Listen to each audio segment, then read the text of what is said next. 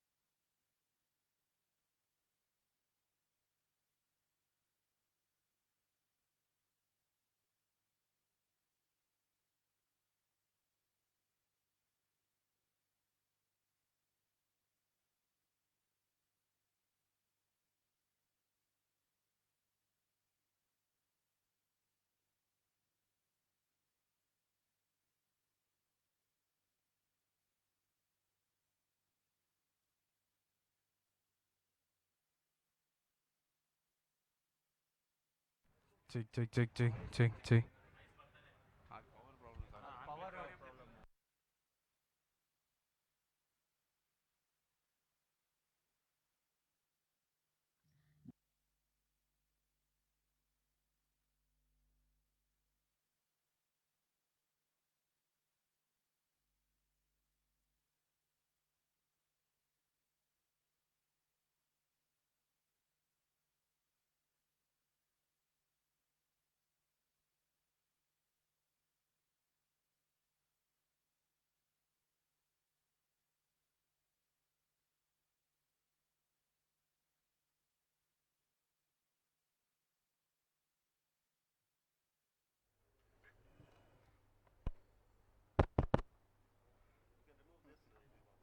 ಇದು ತುಂಬ ಮೇಲಾಗುತ್ತೆ.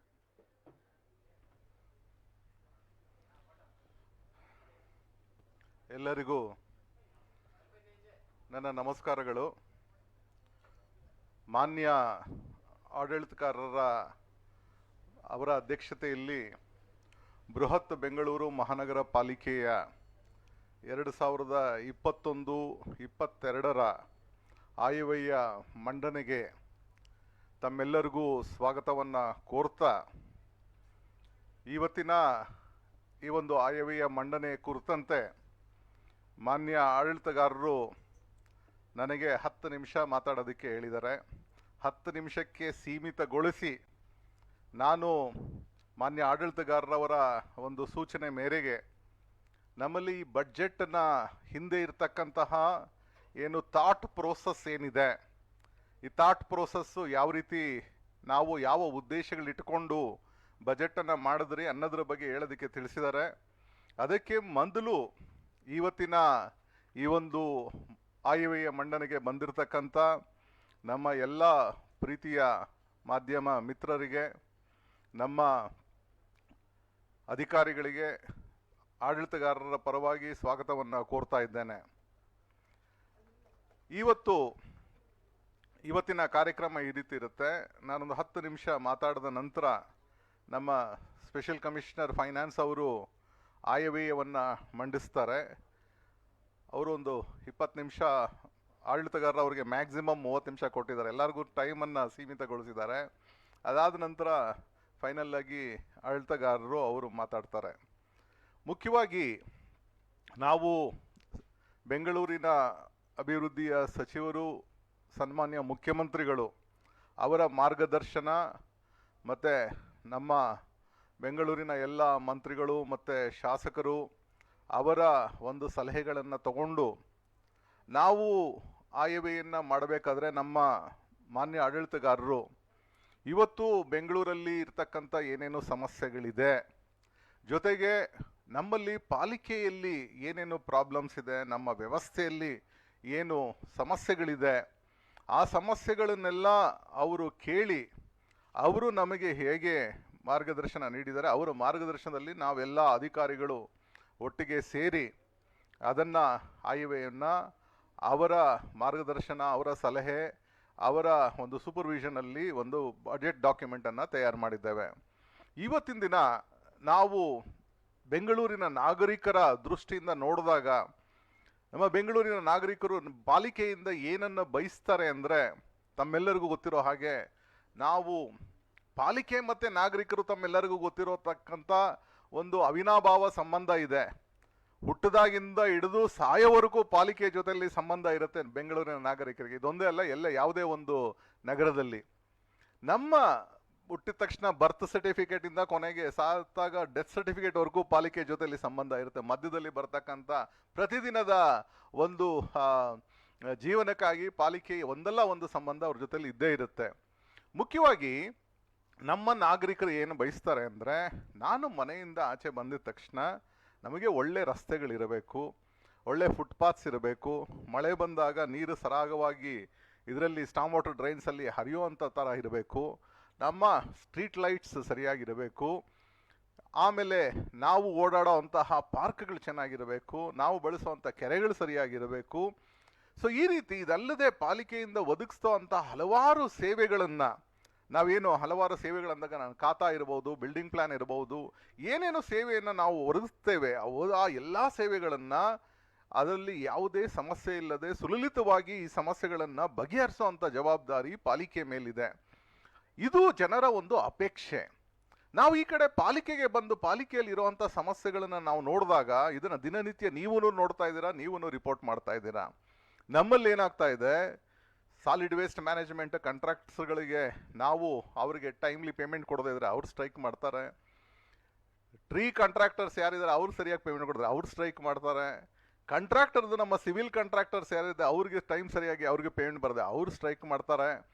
ಇದೇ ಈ ರೀತಿ ಸ್ಟ್ರೀಟ್ ಲೈಟ್ಸ್ ಕಾಂಟ್ರಾಕ್ಟ್ಸ್ ಇರ್ಬೋದು, ಇವೆಲ್ಲ ನಾವು ನೋಡಿದಾಗ ಜನರು ನಮ್ಮನ್ನು ಮೊಟ್ಟ ಮೊದಲನೇದಾಗಿ ಬಯಸೋದೇನಂದ ಅಂದರೆ, ನಮ್ಮಲ್ಲಿ ಏನು ಆಸ್ತಿಗಳಿದೆ, ನಮ್ಮ ಪಾಲಿಕೆ ಏನು ಆಬ್ಲಿಗೇಟರಿ ಫಂಕ್ಷನ್ಸ್ ಇದೆ, ಎಕ್ಸ್ಪೆಷಲಿ ಮೇಂಟೆನೆನ್ಸ್ ಆಸ್ಪೆಕ್ಟ್ಸ್ ಏನಿದೆ, ಮೇಂಟೆನೆನ್ಸನ್ನು ಅದಕ್ಕೆ ತಕ್ಕಂತಹ ರಿಸೋರ್ಸನ್ನು ನಾವು ಸೀಮಿತವಾಗಿ ಇಡಬೇಕು. ಇವತ್ತೇನಾಗ್ತಾ ಇದೆ ಅಂದರೆ, ಮೇಂಟೆನೆನ್ಸ್ ಎಕ್ಸ್ಪೆಷಲಿ ರಸ್ತೆಗಳಿರ್ಬೋದು, ಚರಂಡಿ ಇರ್ಬೋದು, ಸ್ಟ್ರೀಟ್ ಲೈಟ್ಸ್ ಇರ್ಬೋದು, ಪಾರ್ಕ್ಸ್ ಇರ್ಬೋದು, ಸಾಲಿಡ್ ವೇಸ್ಟ್ ಮ್ಯಾನೇಜ್ಮೆಂಟ್ ಡಿಸ್ಪೋಸಲ್ ಇರ್ಬೋದು, ಅದರ ಮೇಂಟೆನೆನ್ಸ್ಗೋಸ್ಕರ ಏನು ಹಣ ಬೇಕೋ ಆ ಹಣವನ್ನು ಸರಿಯಾಗಿ ನಾವು ಮೀಸಲಿಡದೇ ಇರೋದ್ರಿಂದನೇ ಈ ಎಲ್ಲ ಸಮಸ್ಯೆಗಳು ಆಗ್ತಾ ಇದೆ.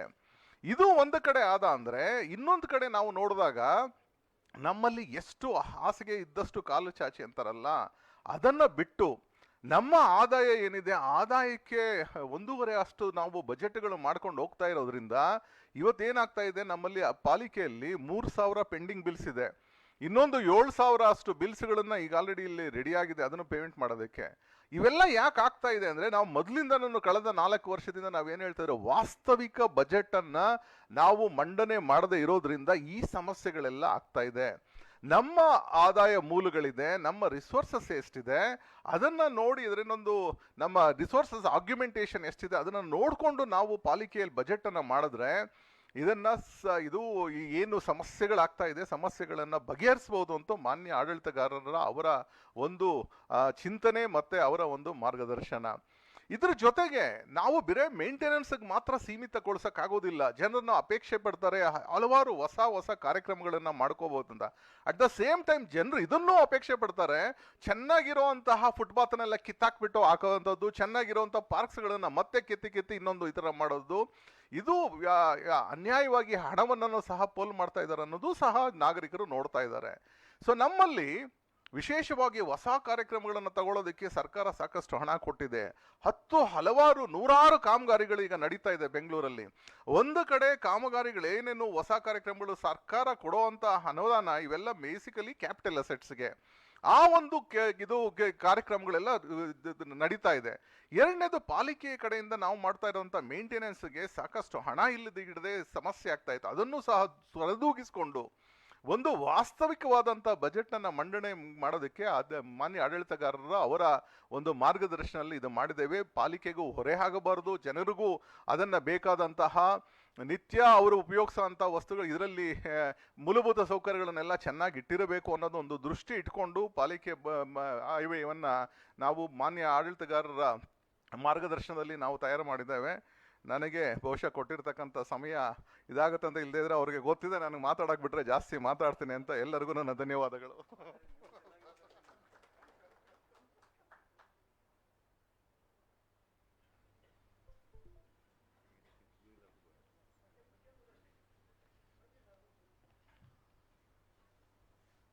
ಬಜೆಟ್ ಬುಕ್ಸ್ ಡಿಸ್ಟ್ರಿಬ್ಯೂಟ್ ಮಾಡಿ.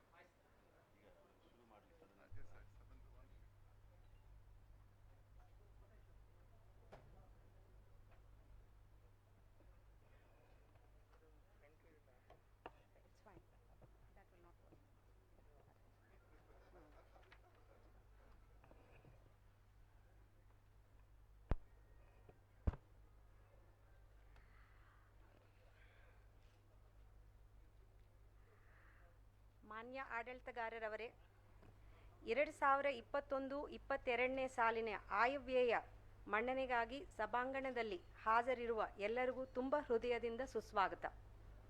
2021-22ನೇ ಆರ್ಥಿಕ ಸಾಲಿನಲ್ಲಿ ಪಾಲಿಕೆಯ ಆಯವ್ಯಯವನ್ನು ನಾನು ಇಂದು ಮಂಡಿಸುತ್ತಿದ್ದೇನೆ. ಪಾಲಿಕೆಯ ಆಯವ್ಯಯ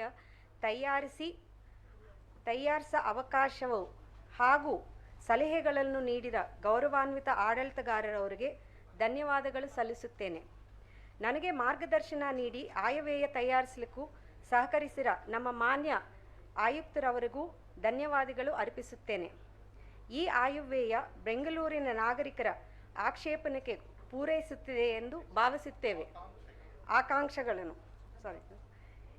ಈ ಆಯವ್ಯಯನ್ನು ತಯಾರಿಸಲು ಮಾರ್ಗದರ್ಶನ ನೀಡಿದ ಸನ್ಮಾನ್ಯ ಮುಖ್ಯಮಂತ್ರಿಗಳಿಗೆ ಹಾಗೂ ಸಲಹೆ ನೀಡಿದ ನಗರದ ಮಾನ್ಯ ಮಂತ್ರಿಗಳು, ಶಾಸಕರು ಹಾಗೂ ಮಾಜಿ ಮಹಾಪೌರರವರಿಗೆ ಧನ್ಯವಾದಗಳು ಅರ್ಪಿಸುತ್ತೇನೆ. ಬೃಹತ್ ಬೆಂಗಳೂರು ಮಹಾನಗರ ಪಾಲಿಕೆಯ ಆರ್ಥಿಕ ಶಿಸ್ತನ್ನು ತರಲು ವಿಶೇಷ ಒತ್ತು ನೀಡಲಾಗಿದೆ. ಬಹುತೇಕ ವೆಚ್ಚಗಳು ಅವಶ್ಯಕ ಮತ್ತು ಅನಿವಾರ್ಯವಾಗಿರುವ ಹಿನ್ನೆಲೆಯಲ್ಲಿ ಅದೇನಷ್ಟು ಸುಲಭವಲ್ಲ. ನಮಗೆ ಮಾರ್ಗದರ್ಶನ ಎಂದು ನೀಡಿರುವುದು ನಾವು ಹೊಂದಿರುವ ದೂರದೃಷ್ಟಿ ಮತ್ತು ಗುರಿ. ಅವು ಏನೆಂದರೆ, ವಾರ್ಡ್ ಮತ್ತು ವಲಯ ಮಟ್ಟದಲ್ಲಿ ಆರ್ಥಿಕ ನಿರ್ವಹಣೆ ಮತ್ತು ಹೊಣೆಗಾರಿಕೆಯನ್ನು ವಿಕೇಂದ್ರೀಕರಿಸಿರುವುದು, ಅನಾವಶ್ಯಕ ವೆಚ್ಚಗಳನ್ನು ನಿಯಂತ್ರಿಸುವುದು, ಸಾರ್ವಜನಿಕ ಭಾಗವಹಿಸುವಿಕೆಯೊಂದಿಗೆ ಪಾಲಿಕೆಯಲ್ಲಿ ಪಾರದರ್ಶಕತೆ ತರುವುದು. ಈ ವರ್ಷ ಬೆಂಗಳೂರಿನ ಸುವರ್ಣ ಇತಿಹಾಸದಲ್ಲಿ ಒಂದು ಮೈಲಿಗಲ್ಲು ಯಾಕೆಂದರೆ ಈ ವರ್ಷ ನಗರ ಆಡಳಿತದಲ್ಲಿ BBMP ಕಾಯ್ದೆ 2020 ಸರ್ಕಾರ ಜಾರಿಗೆ ತಂದಿರುತ್ತದೆ. ಈ ಕಾಯ್ದೆಯ ವಲಯ ಮಟ್ಟದಲ್ಲಿ ಹೆಚ್ಚಿನ ಅಧಿಕಾರ ಹಂಚಿಕೆ ಮತ್ತು ವಿಕೇಂದ್ರೀಕರಣಗೊಳಿಸಿದೆ. ಬೆಂಗಳೂರು ನಗರದ 1,20,00,000 ನಾಗರಿಕರಿಗೆ ಅಗತ್ಯಗಳು ಮತ್ತು ಕಲ್ಯಾಣವನ್ನು ನಿರ್ವಹಿಸಲು ಸುಲಭವಾಗುತ್ತದೆ.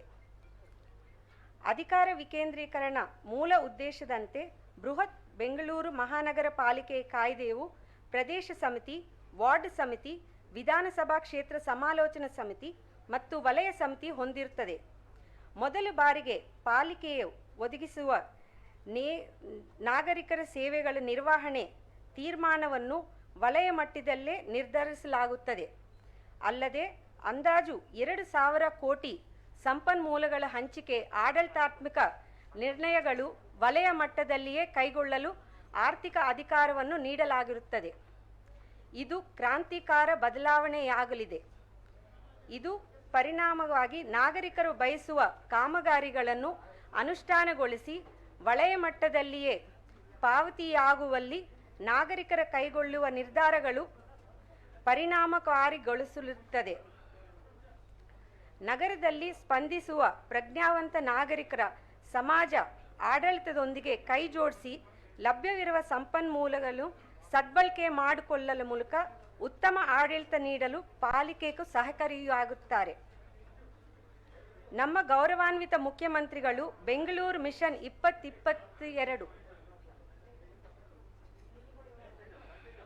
2022 ಘೋಷಿಸಿದ್ದು, ಇದರಿಂದ ಸಂಪನ್ಮೂಲಗಳ ಹಂಚಿಕೆಯಾಗಿ ಒಂದು ಚೌಕಟ್ಟನ್ನು ಒದಗಿಸಿರುತ್ತಾರೆ. ಕೋವಿಡ್-19 ಕಾರಣದಿಂದಾಗಿ 2020-21 ಸಾಲಿನಲ್ಲಿ ರಾಜ್ಯ ಆರ್ಥಿಕ ಸಂಪನ್ಮೂಲಗಳ ಸಂಗ್ರಹದ ಮೇಲೆ ಪ್ರತಿಕೂಲ ಪರಿಣಾಮವಾಗಿರುತ್ತದೆ. ಆದಾಗ್ಯೂ ಸಹ ಮೂಲಭೂತ ಸೌಕರ್ಯಗಳ ಕೊರತೆ ನಿವಾರಿಸಲು ನಗರವನ್ನು ಜಾಗತಿಕ ತಾಣವನ್ನಾಗಿ ಮಾಡಲು ರಾಜ್ಯ ಸರ್ಕಾರವು ನಮಗೆ ಸಾಕಷ್ಟು ಸಂಪನ್ಮೂಲಗಳನ್ನು ಒದಗಿಸಿರುತ್ತದೆ. ಮಾನ್ಯ ಮುಖ್ಯಮಂತ್ರಿಗಳು ಆರ್ಟೀರಿಯಲ್ ರಸ್ತೆಗಳನ್ನು ಉನ್ನತೀಕರಿಸಲು ಹೈ ಡೆನ್ಸಿಟಿ ಕಾರಿಡಾರ್ ರಚಿಸಲು ಆದೇಶಿಸುತ್ತಾರೆ. ಈ ಉದ್ದೇಶಕ್ಕಾಗಿ 473 ಕೋಟಿ ರೂಪಾಯಿಗಳ ವೆಚ್ಚವನ್ನು ಒದಗಿಸಿದ್ದು, ಇದರ ಪರಿಣಾಮವಾಗಿ 191 ಕಿಲೋಮೀಟರ್ ರಸ್ತೆಗಳನ್ನು ರಾಷ್ಟ್ರೀಯ ಹೆದ್ದಾರಿ ಮಾನದಂಡಗಳೆಂದೇ ಅನುಗುಣವಾಗಿ ಮೇಲ್ದರ್ಜೆ ಏರಿಸಲಾಗಿದೆ. ಸ್ಮಾರ್ಟ್ ಸಿಟಿ ಯೋಜನೆಯಲ್ಲಿ ಬೆಂಗಳೂರು ನಗರದ ಮುಖ್ಯ ಪ್ರದೇಶಗಳಲ್ಲಿ ಕಾಮಗಾರಿಗಳು, ಮುಖ್ಯಮಂತ್ರಿಗಳ ನಗರೋತ್ಥಾನ ಯೋಜನೆಯಡಿಯಲ್ಲಿ ಗ್ರೇಡ್ ಸೆಪರೇಟರ್ಗಳು ನಿರ್ಮಾಣ, ವೈಟ್ ಟಾಪಿಂಗ್ ಕಾಮಗಾರಿಗಳು ಮತ್ತು ರಸ್ತೆ ಮೂಲಭೂತ ಸೌಕರ್ಯಗಳನ್ನು ಉನ್ನತೀಕರಣಗೊಳಿಸುವುದರಿಂದ ನಗರಾದ್ಯಂತ ಪ್ರಯಾಣದ ಸಮಯ ಉಳಿತಾಯವಾಗುವನ್ನು ಕಂಡುಬಹುದಾಗಿರುತ್ತದೆ. ನಗರದ ನಾಗರಿಕರು ಸಕ್ರಿಯ ಪಾಲುಗೊಳ್ಳುವಿಕೆಯೊಂದಿಗೆ ಮುಂದಿನ ಕೆಲವು ವರ್ಷದಲ್ಲಿ ಪಾಲಿಕೆಯ ಆಯವ್ಯಯ ಕನಿಷ್ಠ 50% ಅನುದಾನವನ್ನು ವಲಯ ಮಟ್ಟದಲ್ಲಿ ವಿನಿಯೋಗಿಸಲು ಹಂಚಿಕೆ ಮಾಡುವುದು ನಮ್ಮ ಧ್ಯೇಯವಾಗಿರುತ್ತದೆ. ಪ್ರಸ್ತುತ ಸಾಲಿನಲ್ಲಿ ಸುಮಾರು 2,000 ಕೋಟಿ ರೂಪಾಯಿ ಅನುದಾನವನ್ನು ವಲಯಗಳಿಗೆ ಹಂಚಿಕೆ ಮಾಡಲು ಮೂಲಕ ಪ್ರಾರಂಭಿಸುತ್ತಿದ್ದೇವೆ. ಈ ಆರಂಭವು ಪಾಲಿಕೆಯ ಕಾರ್ಯನಿರ್ವಹಣೆಯಲ್ಲಿ ಕ್ರಾಂತಿಕಾರ ಬದಲಾವಣೆಯಕ್ಕೂ ನಾಂದಿಯಾಗಿರುತ್ತದೆ. ಅತಿ ಹೆಚ್ಚು ವಿದ್ಯಾವಂತ ನಾಗರಿಕರ ಹೊಂದಿರುವ ಬೆಂಗಳೂರು ನಗರವು ಜಾಗತಿಕ ತಂತ್ರಜ್ಞಾನ ಕೇಂದ್ರ ಆಗಿದೆ. ನಾಗರಿಕ ಸೇವೆ ಮತ್ತು ಮಾಹಿತಿಗಳನ್ನು ಒದಗಿಸಲು ಒಂದೇ ವೇದಿಕೆಯನ್ನು ಕಾರ್ಯನಿರ್ವಹಿಸಲು ಏಕೀಕೃತ ಡಿಜಿಟಲ್ ಪ್ಲಾಟ್ಫಾರ್ಮ್ ಅನ್ನು ಸಿದ್ಧಪಡಿಸಲಾಗುತ್ತದೆ. ವಲಯಗಳಲ್ಲಿ ಅನುದಾನ ಹಂಚಿಕೆ ವೆಚ್ಚಗಳ ನಿಯಂತ್ರಣ ಹೊಂದಲು ಅಗತ್ಯ ಆಯವ್ಯಯ ನಿಯಂತ್ರಣಗಳೊಂದಿಗೆ ಕೇಂದ್ರೀಕೃತ ನಿಯಂತ್ರಣ ಮತ್ತು ವಿಕೇಂದ್ರೀಕೃತ ಕಾರ್ಯಾಚರಣೆಗಾಗಿ IFMS ತಂತ್ರಾಂಶವನ್ನು ಉನ್ನತೀಕರಿಸಿಕೊಳ್ಳಲಾಗುತ್ತದೆ. ಈ ಮೂಲಕ ನ್ಯಾಷನಲ್ ಮುನ್ಸಿಪಲ್ ಅಕೌಂಟಿಂಗ್ ಮ್ಯಾನ್ಯುಯಲ್ ಅಡಿಯಲ್ಲಿ ಪಾಲಿಕೆಯ ಎಲ್ಲ ಹಂತದ ಲೆಕ್ಕಪತ್ರಗಳ ನಿರ್ವಹಣೆ ವ್ಯವಸ್ಥೆಯನ್ನು ಸ್ಥಾಪಿಸಿ ಸ್ಥಿರಗೊಳಿಸಲು ಸಾಧ್ಯವಾಗಿರುತ್ತದೆ. ಬೃಹತ್ ಬೆಂಗಳೂರು ಮಹಾನಗರ ಪಾಲಿಕೆಯ ಲೆಕ್ಕಪತ್ರ ನಿರ್ವಹಣೆ ಮತ್ತು ಬಜೆಟ್ ನಿರ್ವಹಣೆ ನಿಯಮಗಳು ಸರ್ಕಾರಕ್ಕೆ ಅನುಮೋದನೆಗಾಗಿ ಸಲ್ಲಿಸಲಾಗುತ್ತದೆ. ಶೀಘ್ರದಲ್ಲಿ ಅಧಿಸೂಚನೆ ಹೊರಡಿಸಲು ಸಾಧ್ಯ ಇದೆ ಎಂದು ತಿಳಿಸಲು ಆಶಿಸುತ್ತೇವೆ. ನ್ಯಾಷನಲ್ ಮುನ್ಸಿಪಲ್ ಅಕೌಂಟಿಂಗ್ ಮ್ಯಾನ್ಯುಯಲ್ ಅನುಸಾರ ಪಾಲಿಕೆಯ ಈ ಸಾಲಿನ ಆಯವ್ಯಯ ಅಂದಾಜು ಪುಸ್ತಕಗಳನ್ನು ಪುನರ್ರಚಿಸಲಾಗಿದೆ. ಆರ್ಥಿಕ ಶಿಸ್ತು ನಮ್ಮ ಗೌರವಾನ್ವಿತ ಆಡಳಿತಗಾರರ ಮೂಲ ಮಂತ್ರವಾಗಿರುತ್ತದೆ. ಈ ಹಿನ್ನೆಲೆಯಲ್ಲಿ ಇನ್ನು ಜಾರಿಗೆ ತರಲು 2 ಮುಖ್ಯ ಬದಲಾವಣೆಗಳು 1 ಏಪ್ರಿಲ್ 2021 ತರಲು ಉದ್ದೇಶಿಸಲಾಗಿದೆ.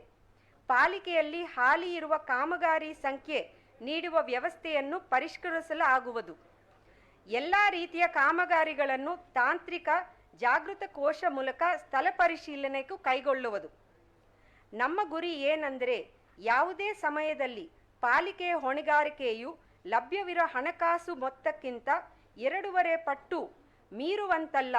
ಹೀಗಿದ್ದಲ್ಲಿ ಇದು ಪಾಲಿಕೆಯ ಹಣಕಾಸು ನಿರ್ವಹಣೆಯನ್ನು ಇತರ ಸ್ಥಳೀಯ ಸಂಸ್ಥೆಗಳೊಂದಿಗೆ ಅಂದರೆ ಬೃಹನ್ ಮುಂಬೈ ಮುನ್ಸಿಪಲ್ ಕಾರ್ಪೊರೇಷನ್ಗೂ ಹೋಲಿಸಬಹುದಾಗಿರುತ್ತದೆ.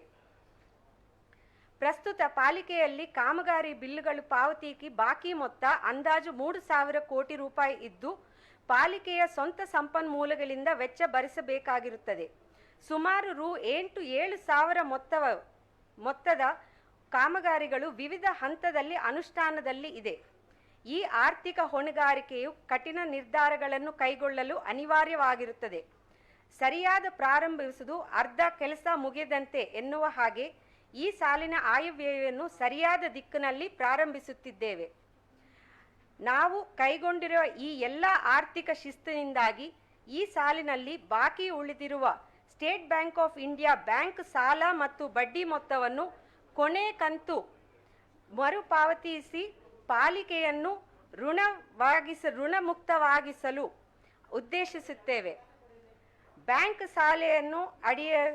ಬ್ಯಾಂಕ್ ಸಾಲಕ್ಕೂ ಅಡಿ ಮಾಡಿರುವ KR ಮಾರ್ಕೆಟ್ ಕಟ್ಟಡವನ್ನು ಬಿಡುಗಡೆಗೊಳಿಸುತ್ತಿದ್ದೇವೆ. ಪಾಲಿಕೆಯ ಆರ್ಥಿಕ ನಿರ್ವಹಣೆಯ ಬಗ್ಗೆ ICRA ಸಂಸ್ಥೆಯು A+ ಕ್ರೆಡಿಟ್ ರೇಟಿಂಗ್ ನೀಡಿರುತ್ತು.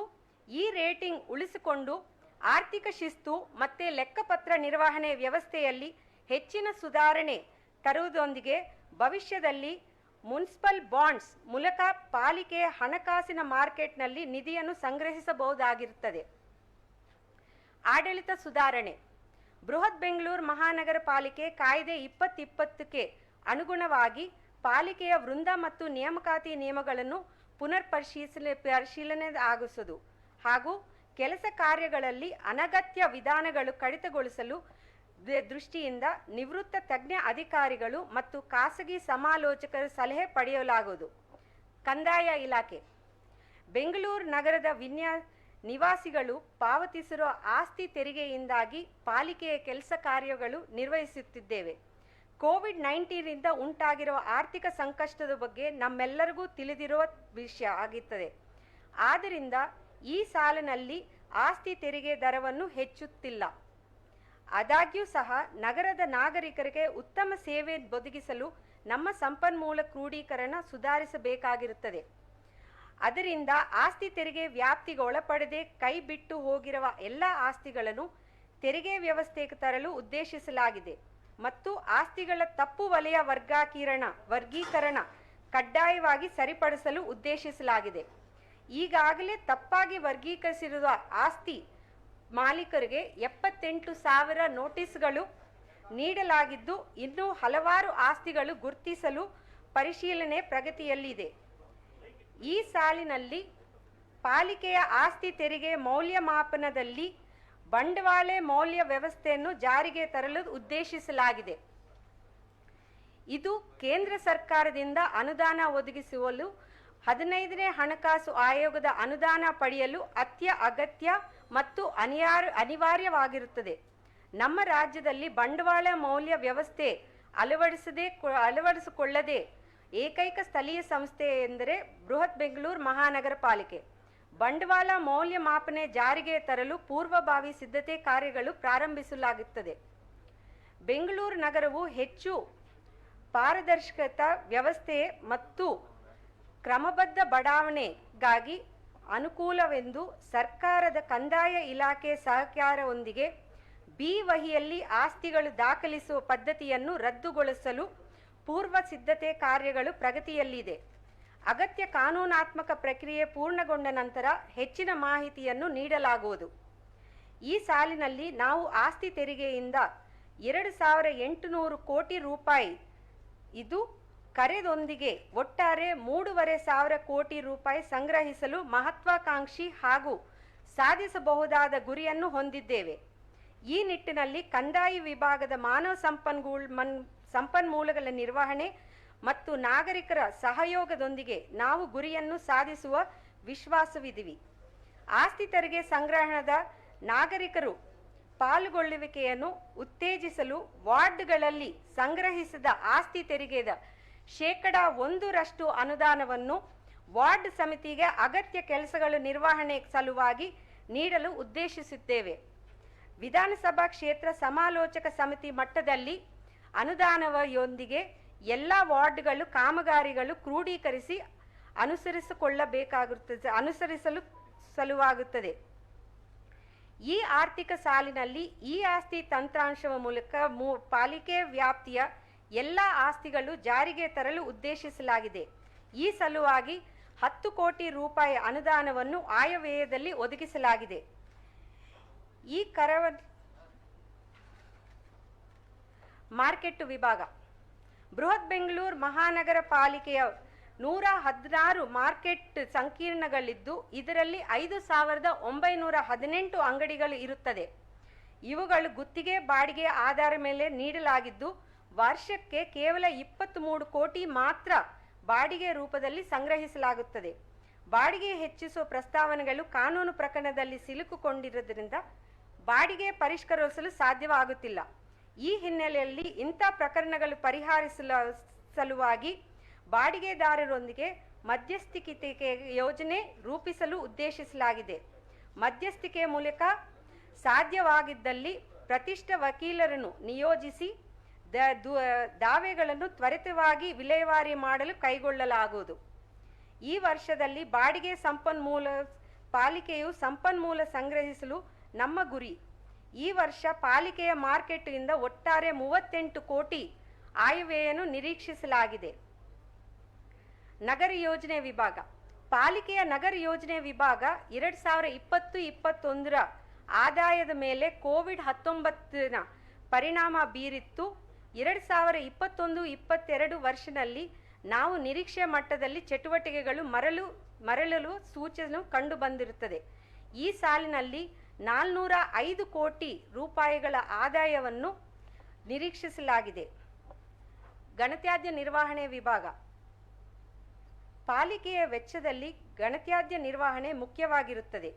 ಈ ಸಾಲಿನಲ್ಲಿ 522 ಕೋಟಿ ರೂಪಾಯಿಗಳ ಬಂಡವಾಳ ಕಾಮಗಾರಿಗಳು ಒಳಗೊಂಡು ಒಟ್ಟಾರೆ 1,622.23 ಕೋಟಿ ಅನುದಾನವನ್ನು ಆಯವ್ಯಯದಲ್ಲಿ ಒದಗಿಸಲಾಗಿದೆ. ಹಿಂದಿನ ಸಾಲಿನಲ್ಲಿ ಹೋಲಿಸಿದರೆ ಇದು ಹೆಚ್ಚಾಗಿ ಕಂಡು ಬಂದಿರಬಹುದು. ಆದರೆ ಘನತ್ಯಾಜ್ಯ ನಿರ್ವಹಣೆ ಸೇವೆಗಳಿಗೂ ಒದಗಿಸಲು ವಾಸ್ತವಿಕ ವೆಚ್ಚವೆಂದು ತಿಳಿಸಲು ಬಯಸುತ್ತೇವೆ. ಆಯವ್ಯಯದಲ್ಲಿ ಅವಶ್ಯಕತೆಯ ಅನುದಾನ ಒದಗಿಸದೇ ಇರುವುದರಿಂದ ಪಾವತಿಗಾಗಿ ಬಿಲ್ಲು ಅನೇಕ ತಿಂಗಳಿಂದ ಬಾಕಿ ಉಳಿದಿದೆ. ಕಳೆದ 7 ವರ್ಷಗಳಲ್ಲಿ ಮೊದಲನೇ ಬಾರಿಗೆ ಕಸ ಸಂಗ್ರಹಣಾ ಮತ್ತು ಸಾಗಾಣಿಕೆಗಾಗಿ ಟೆಂಡರ್ ಅಂತಿಮಗೊಳಿಸಿ ಕಾರ್ಯಾದೇಶ ನೀಡಲಾಗಿದೆ. ಈ ಟೆಂಡರ್ಗಳ ಅಡಿಯಲ್ಲಿ ಕೆಲಸ ನಿರ್ವಹಿಸುತ್ತಿರುವ ವಾಹನಗಳಿಗೆ RFID ಹಾಜರಾತಿ ಹಾಗೂ GPS ಟ್ರ್ಯಾಕಿಂಗ್ ಹೊಂದಿರೋದೆಂದು ತಿಳಿಸಲು ಬಯಸುತ್ತೇವೆ. ಈ ವಾರ್ಡ್ಗಳಲ್ಲಿ ಕಾರ್ಯನಿರ್ವಹಿಸುತ್ತಿರುವ ಕಾರಣ ಆಧಾರದ ಮೇಲೆ ದೈನಂದಿನ ಶ್ರೇಯಾಂಕವನ್ನು ಸ್ಥಾಪಿಸಿ ಇದರಿಂದ ಸೇವೆ ಪೂರೈಕೆದಾರರಲ್ಲಿ ಆರೋಗ್ಯಕರ ಸ್ಪರ್ಧೆಯನ್ನು ಸೃಷ್ಟಿಸಲಾಗಿದೆ. ಬೆಂಗಳೂರು ನಗರದ ಘನತ್ಯಾಜ್ಯ ನಿರ್ವಹಣೆ ಸ್ವತಂತ್ರವಾಗಿ ನಿರ್ವಹಿಸಲು ಒಂದು ಕಂಪನಿ ಸ್ಥಾಪಿಸುವುದು ಗಮನದಲ್ಲಿದೆ. ಆ ಕಂಪನಿ ಇನ್ನೂ ಪ್ರಾರಂಭದ ಹಂತದಲ್ಲಿದ್ದು ಪಾಲಿಕೆಯಿಂದ ಹಣಕಾಸು ನೆರವು ಅಗತ್ಯವಿದೆ ಎಂದು ಭಾವಿಸುತ್ತಿದ್ದೇವೆ. ಪಾಲಿಕೆಯ ವ್ಯಾಪ್ತಿಯಲ್ಲಿ ವಾರ್ಡ್ಗಳಲ್ಲಿ ವಿನೂತನವಾಗಿ ಯೋಜನೆಗಳನ್ನು ಅನುಷ್ಠಾನಗೊಳಿಸಿ ಮನೆ ಬಾಗಿಲಿಂದ ಕಸ ಸಂಗ್ರಹಿಸಿ ಬ್ಲ್ಯಾಕ್ ಸ್ಪಾಟ್ಸ್ ಇಲ್ಲದೆ ನಿರ್ವಹಿಸುವ ವಾರ್ಡ್ಗಳಿಗೂ ಪ್ರೋತ್ಸಾಹಧನವಾಗಿ 50 ಲಕ್ಷ ರೂಗಳ ಪ್ರೋತ್ಸಾಹಧನ ನೀಡಲು ಉದ್ದೇಶಿಸಲಾಗಿದೆ. ಸಾರ್ವಜನಿಕ ಶೌಚಾಲಯಗಳು ಮೂಲಭೂತ ಅವಶ್ಯಕವಾಗಿದ್ದು ಅಸ್ತಿತ್ವದಲ್ಲಿರುವ ಸಾರ್ವಜನಿಕ ಶೌಚಾಲಯಗಳನ್ನು ODF++ ಮಾನದಂಡ ಒಳಗೊಂಡೆ ನಿರ್ವಹಿಸಿ ಮತ್ತು ಹೊಸದಾಗಿ 67 ಸಾರ್ವಜನಿಕ ಶೌಚಾಲಯಗಳನ್ನು ನಿರ್ಮಿಸುವ ಗುರಿ ಹೊಂದಿದ್ದೇವೆ. ಇದಕ್ಕಾಗಿ ಶುಭ್ರ ಬೆಂಗಳೂರು ಯೋಜನೆಯ ಅಡಿಯಲ್ಲಿ ಅನುದಾನ ಒದಗಿಸಲಾಗಿದೆ. ಪೌರ ಕಾರ್ಮಿಕರು ಸುಗಮವಾಗಿ ಮತ್ತು ಸುರಕ್ಷಿತವಾಗಿ ಕಾರ್ಯನಿರ್ವಹಿಸಲು ಪ್ರತಿ ಪೌರ ಕಾರ್ಮಿಕರಿಗೆ ಅಗತ್ಯ ಸಲಕರಣೆಗಳು ಖರೀದಿಸಲು ಪ್ರತಿ ತಿಂಗಳಿಗೆ 200 ರೂಪಾಯಿಗಳನ್ನು ನೀಡಲು ಉದ್ದೇಶಿಸಲಾಗಿದೆ. ಇದರಿಂದ ಪ್ರತಿ ಪೌರ ಕಾರ್ಮಿಕರಿಗೆ 2,400 ರೂಪಾಯಿ ವರ್ಷಕ್ಕೆ ವೆಚ್ಚವಾಗುತ್ತದೆ. ಅಗತ್ಯ ಅನುದಾನವನ್ನು ಆಯವ್ಯಯದಲ್ಲಿ ಒದಗಿಸಿದ್ದು ಇನ್ಮುಂದೆ ಪಾಲಿಕೆಯಿಂದ ಈ ಸ್ವಚ್ಛತೆಯ ಪರಿಕರಗಳು ಖರೀದಿಸಿರುವುದಿಲ್ಲ. ಸಮಾಜ ನ್ಯಾಯದ ರೂವಾರಿಯಾಗಿರುವ ಡಾಕ್ಟರ್ BR ಅಂಬೇಡ್ಕರ್ ಅವರ ಜನ್ಮದಿನವನ್ನು ಪಾಲಿಕೆಯ ವತಿಯಿಂದ ಉತ್ಸಾಹದಿಂದ ಆಚರಿಸಲಾಗುತ್ತದೆ. ಈ ದಿನವನ್ನು ನಮ್ಮ ಪೌರ ಕಾರ್ಮಿಕರು ಹೆಚ್ಚು ಸಂಭ್ರಮದಿಂದ ಆಚರಿಸಲು ಪ್ರತಿ ನೇರ ಪಾವತಿ ಪೌರ ಕಾರ್ಮಿಕರಿಗೆ 5,000 ರೂಗಳನ್ನು ನೀಡಲು ತೀರ್ಮಾನಿಸಲಾಗಿದೆ. ಇದಕ್ಕೆ ಅಗತ್ಯವಿರುವ 7.5 ಕೋಟಿ ಅನುದಾನವನ್ನು ಆಯವ್ಯಯದಲ್ಲಿ ಒದಗಿಸಲಾಗಿದೆ. ಬೀದಿ ಕಸ ಗುಡಿಸುವ ಗುಣಮಟ್ಟದ ಬಗ್ಗೆ ಪ್ರತಿಕ್ರಿಯೆ ನೀಡಲು ಆನ್ಲೈನ್ ವ್ಯವಸ್ಥೆಯನ್ನು ತರಲಾಗುವುದು. ಯಾಂತ್ರಿಕ ಕಸ ಗುಡಿಸುವ ಯಂತ್ರಗಳು ಪಾಲಿಕೆ ಬಳಸುತ್ತಿದ್ದು, ಈ ಯಂತ್ರಗಳನ್ನು ಕಸ ಗುಡಿಸುವ ವೇಳಾಪಟ್ಟಿಯನ್ನು ಸಾರ್ವಜನಿಕರಿಗೆ ಒದಗಿಸಲು ಉದ್ದೇಶಿಸಲಾಗಿದೆ. ಆನ್ಲೈನ್ ವ್ಯವಸ್ಥೆ ಮೂಲಕ ಸದರಿ ಯಂತ್ರದ ಕೆಲಸ ನಿರ್ವಹಣೆ ಬಗ್ಗೆ ಸಾರ್ವಜನಿಕರು ಅಭಿಪ್ರಾಯವನ್ನು ನೀಡಬಹುದಾಗಿರುತ್ತದೆ. ಸಮಾಜ ಕಲ್ಯಾಣ, ಪರಿಶಿಷ್ಟ ಜಾತಿ ಮತ್ತು ಪಂಗಡ, ಹಿಂದುಳಿದ ಮತ್ತು ಅಲ್ಪಸಂಖ್ಯಾತರ ವರ್ಗದ ಸಮಾಜ ನ್ಯಾಯ ಮತ್ತು ಕಲ್ಯಾಣವನ್ನು ಪಾಲಿಕೆಯ ಪ್ರಮುಖ ಜವಾಬ್ದಾರಿಯಾಗಿರುತ್ತದೆ. 2019-20 ಸಾಲಿನಲ್ಲಿ 513.78 ಕೋಟಿ ರೂಗಳ ವೆಚ್ಚವಾಗಿದ್ದು, ಹಾಲಿ ಲಭ್ಯವಿರುವ ಅನುದಾನದಲ್ಲಿ ಈ ವರ್ಷ 2021-22ಕ್ಕಾಗಿ 546.89 ಕೋಟಿ ರೂಗಳ ಅನುದಾನವು ಒದಗಿಸಲಾಗಿದೆ. ಸಮಾಜ ಕಲ್ಯಾಣ ಯೋಜನೆಗಳು ಅನುಷ್ಠಾನಗೊಳಿಸಿದಲ್ಲಿ ಹೆಚ್ಚಿನ ಪಾರದರ್ಶಕತೆ ತರಲು ನಾವು ಬಯಸುತ್ತೇವೆ. ಆದ್ದರಿಂದ ಇನ್ಮುಂದೆ ಘೋಷಿಸುವ ಯಾವುದೇ ಕಲ್ಯಾಣ ಕಾರ್ಯಕ್ರಮಗಳು ಮತ್ತು ಯೋಜನೆಗಳ ಅರ್ಜಿ ಬ್ಯಾಂಗ್ಳೂರ್ 1 ಕೇಂದ್ರಗಳು ಮತ್ತು ಪಾಲಿಕೆಯ ವೆಬ್ಸೈಟ್ನಲ್ಲಿ ಸಲ್ಲಿಸಲು ಅವಕಾಶ ಕಲ್ಪಿಸಲಾಗಿದೆ. ಕಲ್ಯಾಣ ಕಾರ್ಯಕ್ರಮಗಳು ಬಹಳಷ್ಟು ಬಿಲ್ಲು ಬಾಕಿ ಉಳಿದಿರುವುದರಿಂದ ಪ್ರಸ್ತುತ ಅನುಮೋದಿತ ಮತ್ತು ಕಾರ್ಯಗೊಳಿಸಿದ ಯೋಜನೆಗಳಲ್ಲಿ ನಮ್ಮ ಹೊಣೆಗಾರಿಕೆ ಸುಮಾರು 1,000 ಕೋಟಿ ಇರುತ್ತದೆ. ಇದರಲ್ಲಿ ಒಂಟಿ ಮನೆ ಯೋಜನೆಗೆ ಸುಮಾರು 900 ಕೋಟಿ ಪಾವತಿಗೂ ಬಾಕಿ ಇರುತ್ತದೆ. ಅದರಿಂದ ನಾವು ಈ ಸಾಲಿನಲ್ಲಿ ಹೊಸ ಯೋಜನೆಗಳು ತೆಗೆದುಕೊಳ್ಳದೇ ಇರಲು ಪ್ರಜ್ಞಾಪೂರ್ವಕ ನಿರ್ಧಾರವನ್ನು ಕೈಗೊಂಡಿದ್ದೇವೆ.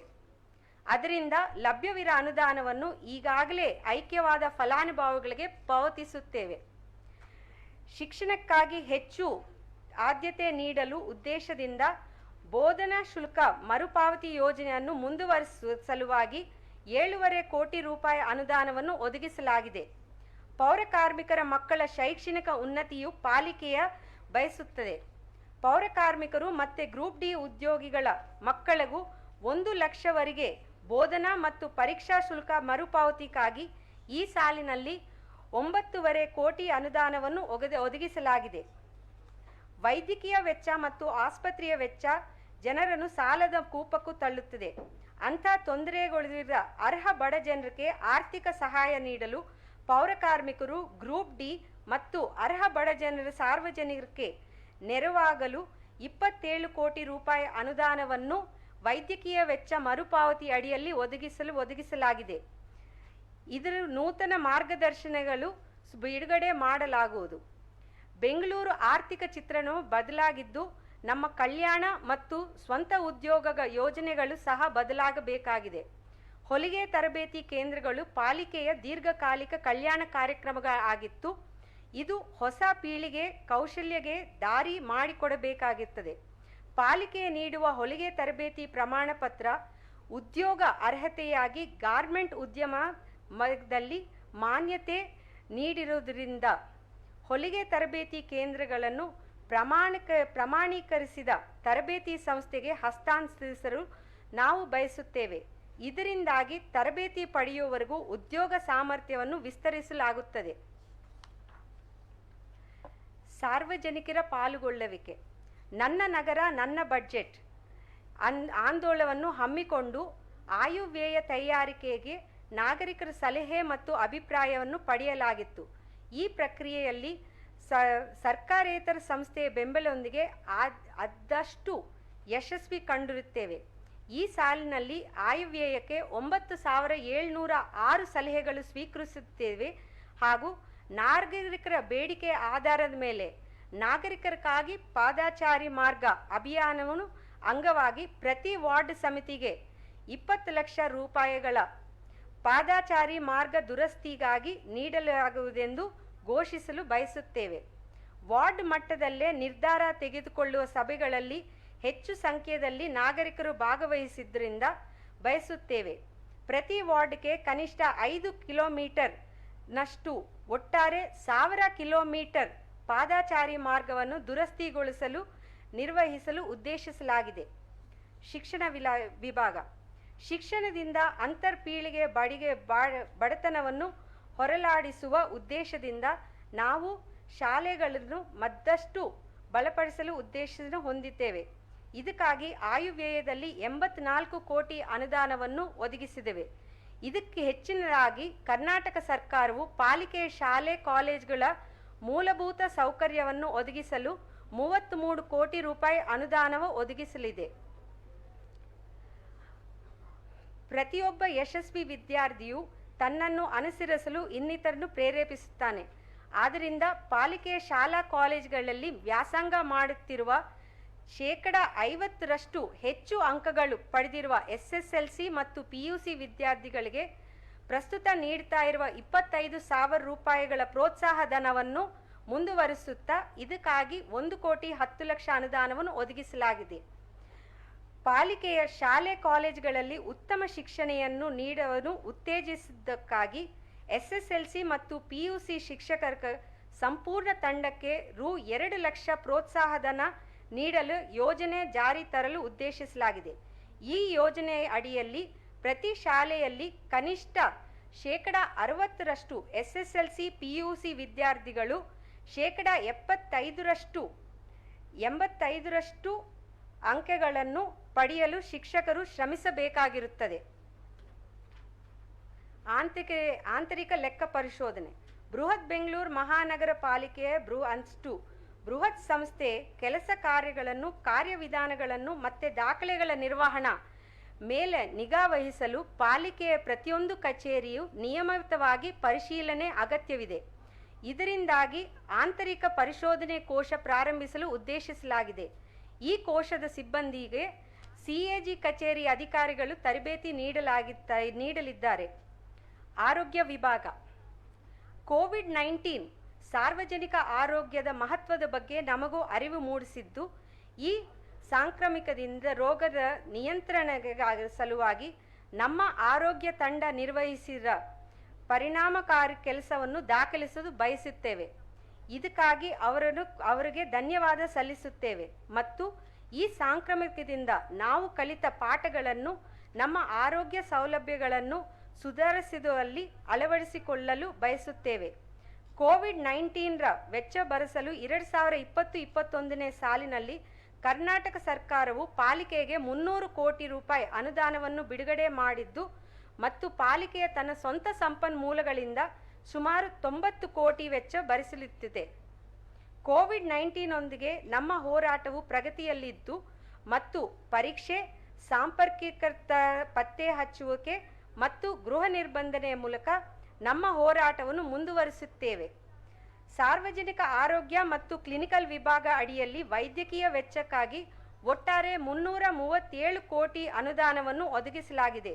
ಅಗತ್ಯತೆ ಮತ್ತು ಅವಶ್ಯಕತೆ ಅನುಗುಣವಾಗಿ ಕರ್ನಾಟಕ ಸರ್ಕಾರವು ಒದಗಿಸುವ ಮೊತ್ತ ಇದಕ್ಕೂ ಜೋಡಿಸಲಾಗುತ್ತದೆ. ಪಶುಸಂಗೋಪನೆ ಇಲಾಖೆಗೂ 5 ಕೋಟಿ ರೂಪಾಯಿ ಅನುದಾನ ಒದಗಿಸಲಾಗಿದೆ. ಪರಿಸರ ಸಂರಕ್ಷಣೆ. ಹಸಿರು ಮತ್ತು ಪರಿಸರದ ನಾಗರಿಕರ ಆರೋಗ್ಯದ ಮುಖ್ಯ ಕಾರಣವಾಗಿರುತ್ತದೆ. ನಾವು ಈ ಜವಾಬ್ದಾರಿಯನ್ನು ಆದಷ್ಟು ಗಂಭೀರವಾಗಿ ಪರಿಗಣಿಸುತ್ತೇವೆ.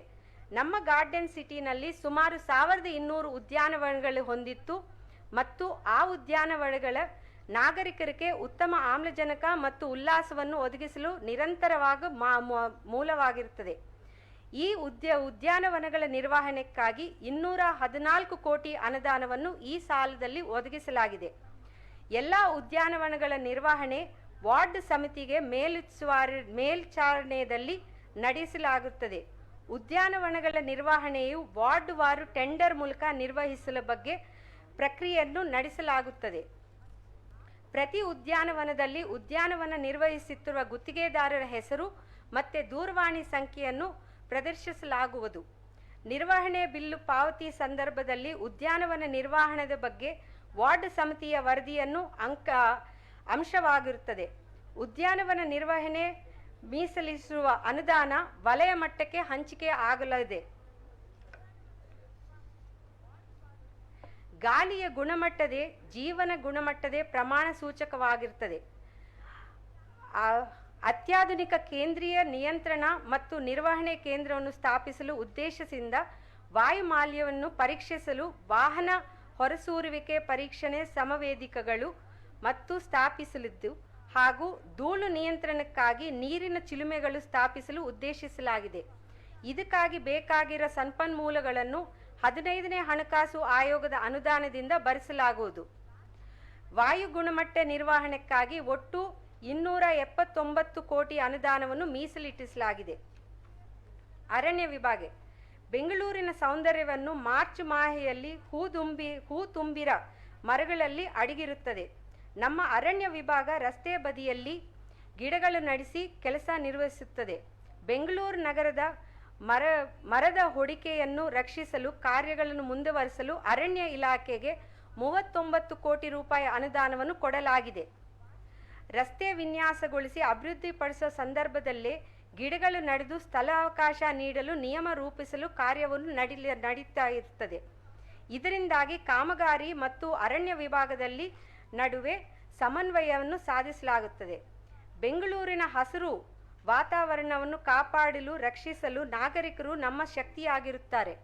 ಮತ್ತು ಬೆಂಗಳೂರಿನ ಹಸಿರು ಸೂಚಕಾಂಕವನ್ನು ಹೆಚ್ಚಿಸಲು ನಾಗರಿಕರಿಗೆ ಈ ವರ್ಷ ಮಳೆಗಾಲದಲ್ಲಿ 10 ಲಕ್ಷ ಸಸಿಗಳನ್ನು ವಿತರಿಸಲು ಉದ್ದೇಶಿಸಲಾಗಿದೆ. ಕೆರೆಗಳು ಮತ್ತು ಬೃಹತ್ ಮಳೆ ನೀರುಗಾಯಲು ಬೆಂಗಳೂರು ನಗರವು ಕೆರೆಗಳು ಮತ್ತು ಬೃಹತ್ ಮಳೆ ನೀರುಗಳು ಇರುತ್ತದೆ ಅಪೂರ್ಣವಾಗಿರುತ್ತದೆ. ವಿಶಿಷ್ಟವಾದ ನಾಗರಿಕರ ಜಲಮಾರ್ಗ ಯೋಜನೆ ನಡೆಯುತ್ತಿದ್ದು ಅನುಷ್ಠಾನದಲ್ಲಿ ಈ ಸಾಲಿನಲ್ಲಿ ಪ್ರಾರಂಭಿಸಲಾಗುತ್ತದೆ. ಒಮ್ಮೆ ಪೂರ್ಣಗೊಂಡು ಈ ಜಲಮಾರ್ಗ ಯೋಜನೆಯು ಅಹಮದಾಬಾದಿನ ಸಾಬರ್ಮತಿ ನದಿಯ ಮುಂಭಾಗದ ಯೋಜನೆ ಸಮಾನವಾಗಿ ಹಾಗೂ ಹೆಗ್ಗುರ್ತಾಗುವುದು ಸಾರ್ವಜನಿಕ ಸ್ಥಳವಾಗಿರುತ್ತದೆ. ಇದಕ್ಕಾಗಿ 175 ಕೋಟಿ ಅನುದಾನವನ್ನು ಸರ್ಕಾರವು ಒದಗಿಸಿತ್ತು. ಇದರ ಅನುಷ್ಠಾನಕ್ಕೂ ಸಲುವಾಗಿ ಪಾಲಿಕೆ ಇತರ ಸಂಪನ್ಮೂಲಗಳು ಒದಗಿಸಲಾಗಿದೆ. ಮಳೆಗಾಲದಲ್ಲಿ ಪ್ರವಾಹವು ನಾಗರಿಕರಿಗೆ ಕಳವಳಿಕೆಯ ಕಾರಣವಾಗಿರುತ್ತದೆ. ಮತ್ತೆ ಬದಲಾಗುತ್ತಿರುವ ಮಳೆ ಮಾದರಿಗಳು ಹೊಸ ಪ್ರದೇಶಗಳನ್ನು ಪ್ರವಾಹಕ್ಕೆ ಒಳಗಾಗಿರುತ್ತದೆ. ಈ ವರ್ಷದಲ್ಲಿ ನಮ್ಮ ಗುರಿ ಶೂನ್ಯ ಪ್ರವಾಹ.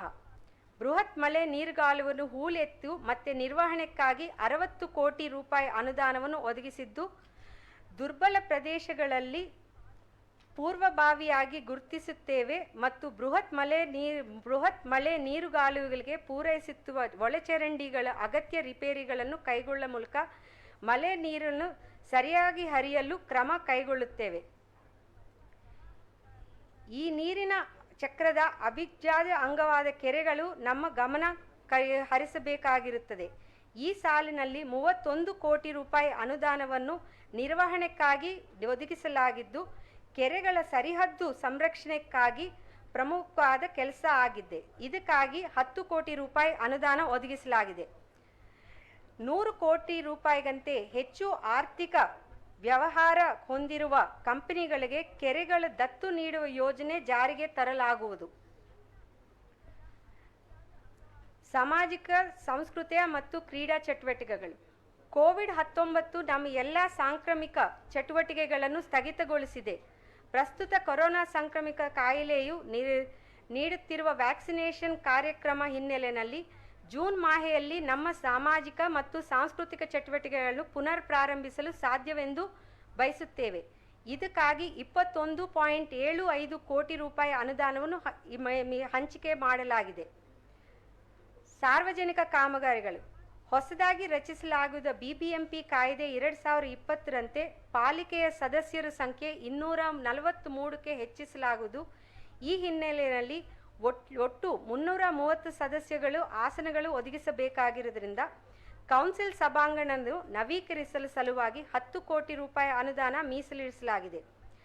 ಆಯವ್ಯಯವನ್ನು ನಿಯಂತ್ರಣ ವ್ಯವಸ್ಥೆಯನ್ನು ಜಾರಿಗೆ ತರಲು ಪ್ರಸ್ತಾಪಿಸುತ್ತಾ ಈ ಮೂಲಕ ಆರ್ಥಿಕ ವರ್ಷದ ಮೊದಲು 6 ತಿಂಗಳಿನಲ್ಲಿ ಆಯವ್ಯಯ ಮೊತ್ತದಲ್ಲಿ 60% ಬಂಡವಾಳ ಕಾಮಗಾರಿಗಳನ್ನು ಅನುದಾನವನ್ನು ಬಿಡುಗಡೆ ಮಾಡಲಾಗುವುದು ಎಂಬ ಆಯವ್ಯಯ ನಿಯಂತ್ರಣಕ್ಕಾಗಿ ಪರಿಚಯಿಸುತ್ತಿದ್ದೇವೆ. ಆಯವ್ಯಯದಲ್ಲಿ ನಿರೀಕ್ಷಿತ ಸಂಪನ್ಮೂಲ ಕ್ರೋಢೀಕರಣ ಆಧಾರದ ಮೇರೆಗೆ ಉಳಿದ 40% ವೆಚ್ಚವನ್ನು ಭರಿಸಲಾಗುವುದು. 110 ಹಳ್ಳಿಗಳಲ್ಲಿ ಬೆಂಗಳೂರು ನೀರು ಸರಬರಾಜು ಮತ್ತು ಒಳಚರಂಡಿ ಮಂಡಳಿಯ ನೀರು ಮತ್ತು ಒಳಚರಂಡಿ ಪೈಪ್ಲೈನ್ ಅಳವಡಿಸುವ ಕಾಮಗಾರಿಯಿಂದ ಹಾನಿಯಾಗುವ ರಸ್ತೆಗಳ ದುರಸ್ತಿ ಮತ್ತು ಪುನಶ್ಚೇತನಕ್ಕಾಗಿ 221 ಕಾಮಗಾರಿ ಕೈಗೊಳ್ಳಲು ಸರ್ಕಾರವು 1,000 ಕೋಟಿ ರೂಪಾಯಿ ಕಾಮಗಾರಿಗಳ ಅನುಮೋದನೆ ನೀಡಿರುತ್ತದೆ. ಪ್ರಸಕ್ತ ಸಾಲಿನಲ್ಲಿ ಈ ಕಾಮಗಾರಿಗಳನ್ನು ಪೂರ್ಣಗೊಳಿಸಲಾಗುವುದು. ಬೀದಿ ದೀಪಗಳು ನವೀಕರಣೆ ಮತ್ತು ನಿರ್ವಹಣೆ ಜಾಗತಿಕ ಟೆಂಡರ್ ನೀಡಲಾಗಿತ್ತು. ಮೊತ್ತ ಒಟ್ಟು 5 ಲಕ್ಷದಲ್ಲಿ 1 ಲಕ್ಷ ಬೀದಿ ದೀಪಗಳು ಈ ವರ್ಷದ ಮಧ್ಯಭಾಗದವರೆಗೆ LED ದೀಪಗಳಾಗಿ ಪರಿವರ್ತಿಸಲಾಗುವುದು. ಈ ವರ್ಷದಲ್ಲಿ ಸುಮಾರು 7 ರಿಂದ 10 ಸಾವಿರ ಹೊಸ ಬೀದಿ ದೀಪಗಳು ಅಗತ್ಯದ ಆಧಾರದ ಮೇಲೆ ಅಳವಡಿಸಲು ಕಾರ್ಯಕ್ರಮ ಕೈಗೊಳ್ಳಲಾಗುತ್ತದೆ. ಅಭಿವೃದ್ಧಿ ಕಾಮಗಾರಿಗಳಾಗಿ ಭೂ ಸ್ವಾಧೀನಪಡಿಸಿಕೊಂಡಿರುವ ಭೂ ಪರಿಹಾರಕ್ಕಾಗಿ 80 ಕೋಟಿ ರೂಪಾಯಿಗಳ ಅನುದಾನವನ್ನು ಮೀಸಲಿರಿಸಲಾಗಿದೆ. ಪಾಲಿಕೆಯ ಆರ್ಥಿಕ ಸಂಕಷ್ಟದ ಪರಿಸ್ಥಿತಿ ಹಿನ್ನೆಲೆಯಲ್ಲಿ ಶಿಕ್ಷಣ, ಆರೋಗ್ಯ, ಕಲ್ಯಾಣ ಮತ್ತು ಕೆರೆಗಳನ್ನು ಹೊರತುಪಡಿಸಿ ಬೇರೆ ಯಾವುದೇ ಇಲಾಖೆಯಲ್ಲಿ ಹೊಸ ಕಾಮಗಾರಿಗಳನ್ನು ಕೈಗೊಳ್ಳುವುದಿಲ್ಲ ಎನ್ನದು ಪ್ರಜ್ಞಾಪೂರ್ವಕವಾಗಿ ನಿರ್ಣಯವನ್ನು ಕೈಗೊಳ್ಳಲಾಗಿದೆ. ಈ ಆಯವ್ಯಯದಲ್ಲಿ ನಿರ್ವಹಣಾ ಕಾಮಗಾರಿಗಳಿಗೆ ಅನುದಾನವನ್ನು ಹಂಚಿಕೆ ಮಾಡಲಾಗಿದ್ದು, ಪ್ರಗತಿಯಲ್ಲಿ ಇರುವ ಕಾಮಗಾರಿಗಳನ್ನು ಪೂರ್ಣಗೊಳಿಸತಕ್ಕದಕ್ಕೆ ಆದ್ಯತೆ ನೀಡಲಾಗಿದೆ. ದೀರ್ಘಕಾಲಿಕದಿಂದ ಸ್ಥಗಿತಗೊಂಡಿರುವ ಮೇಲ್ಸೇತುವೆ ಅಂತ ಬೃಹತ್ ಕಾಮಗಾರಿಗಳನ್ನು ಕಾಲಮಿತಿಯೊಳಗೆ ಪೂರ್ಣಗೊಳಿಸುವುದು ಧ್ಯೇಯೋದ್ದೇಶ ಆಗಿದೆ. ಸರ್ಕಾರದ ಅನುದಾನ. ಕರ್ನಾಟಕ ಸರ್ಕಾರವು 2021-22ನೇ ಸಾಲಿಗೆ 3,000 ಕೋಟಿ ಅನುದಾನವನ್ನು ವಿಶೇಷ ಮೂಲಭೂತ ಸೌಕರ್ಯ ಬಂಡವಾಳ ಯೋಜನೆಯ ಅಡಿಯಲ್ಲಿ ಅನುದಾನವನ್ನು ನಮಗೂ ಹಂಚಿಕೆ ಮಾಡಿದ್ದು.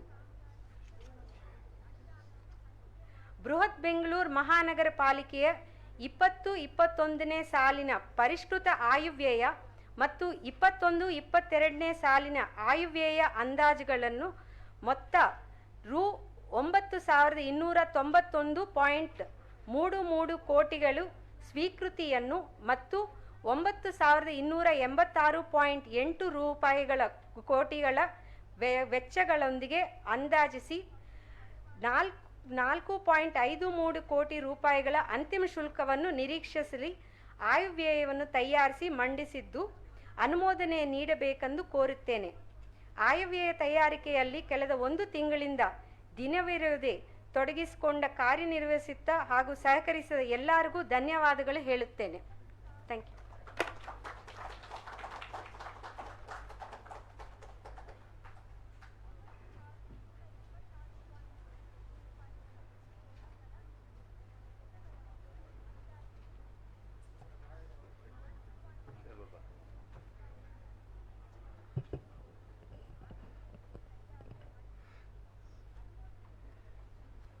ಎಲ್ರಿಗೂ ನಮಸ್ಕಾರ.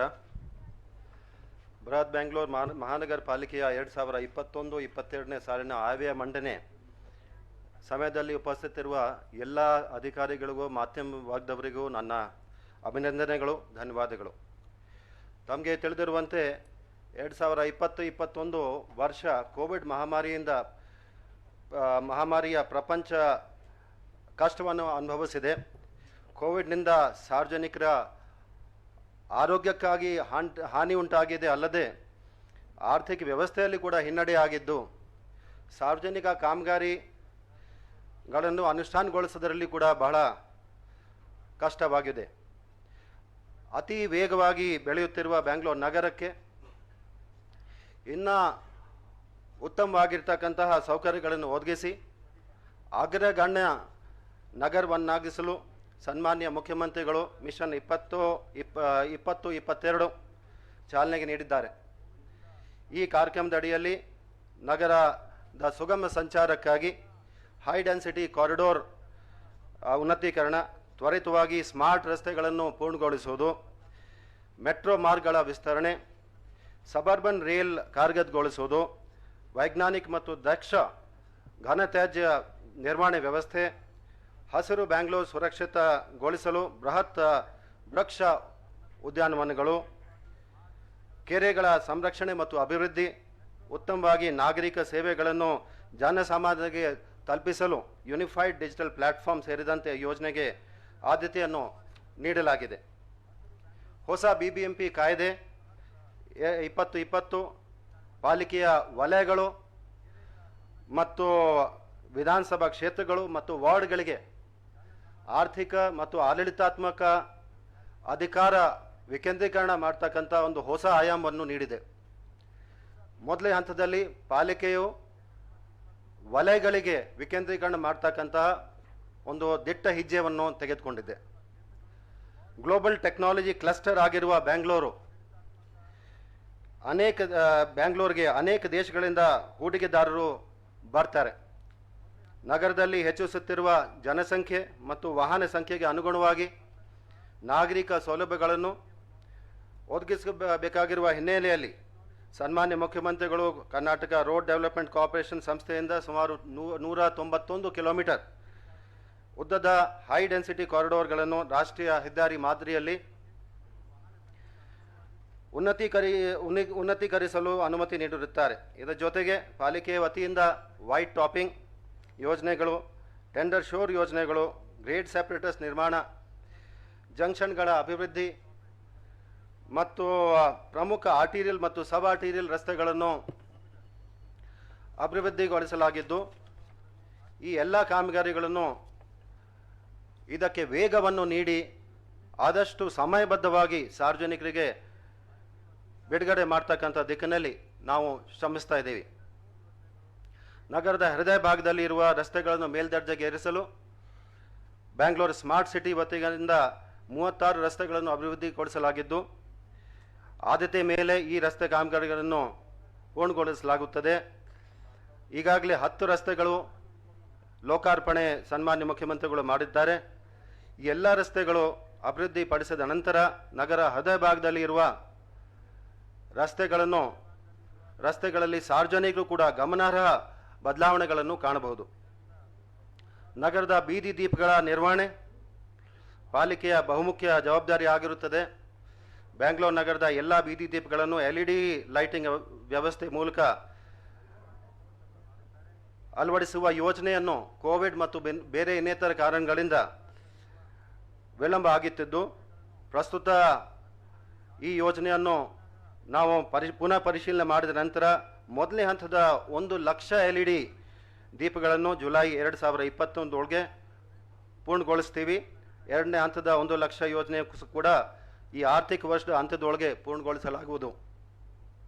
ಜೊತೆಗೆ ಈ ಯೋಜನೆಯ ಅನುಷ್ಠಾನ ಸಮಯದಲ್ಲಿ ಸಾರ್ವಜನಿಕರಿಗೆ ಯಾವುದೇ ತೊಂದರೆ ಆಗದಂತೆ ದೈನಂದಿನ ಬೀದಿ ದೀಪಗಳ ನಿರ್ವಹಣೆ ವ್ಯವಸ್ಥೆಯನ್ನು ಕೂಡ ನಾವು ಪಾಲಿಕೆ ವತಿಯಿಂದ ಮುಂದುವರಿಸ್ತಾ ಇದ್ದೀವಿ.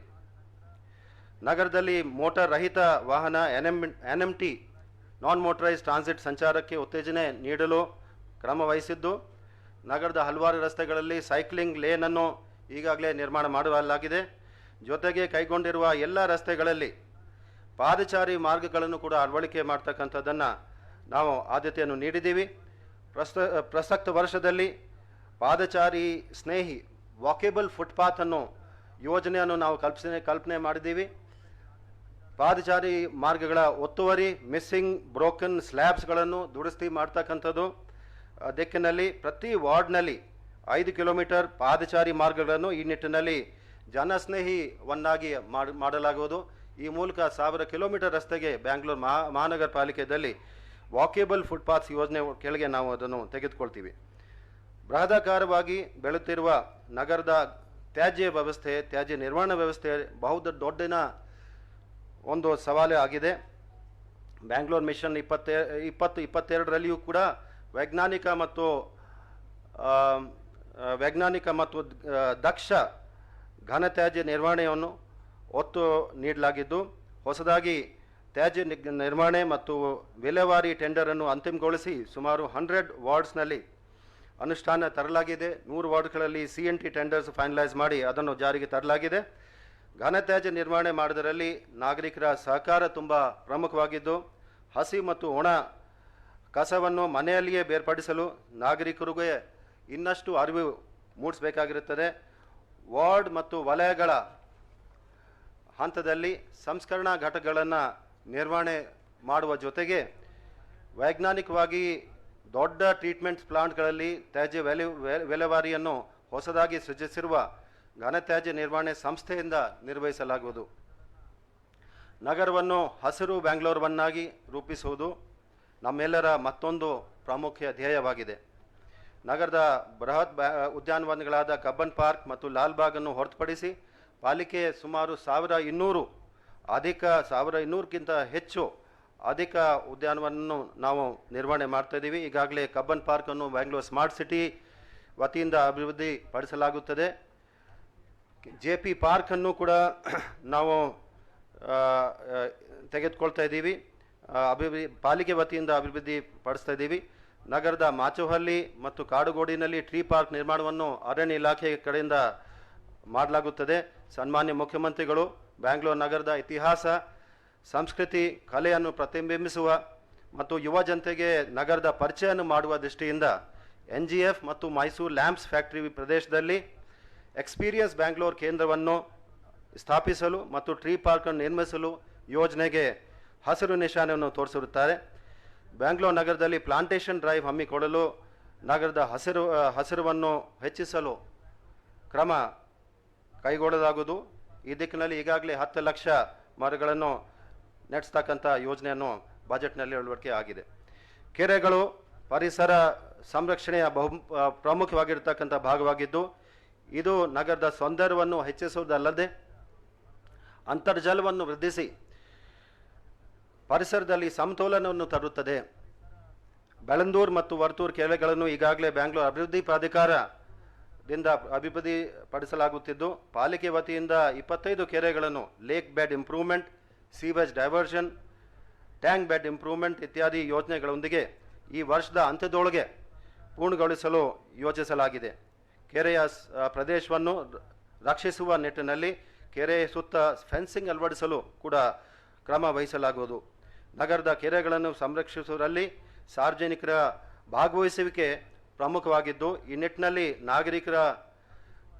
ನಾಗರಿಕರೊಂದಿಗೆ ಪಾಲಿಕೆ ಸಹಕರಿಸಲು ಕೂಡ ನಾವು ಕೋರ್ತೀವಿ.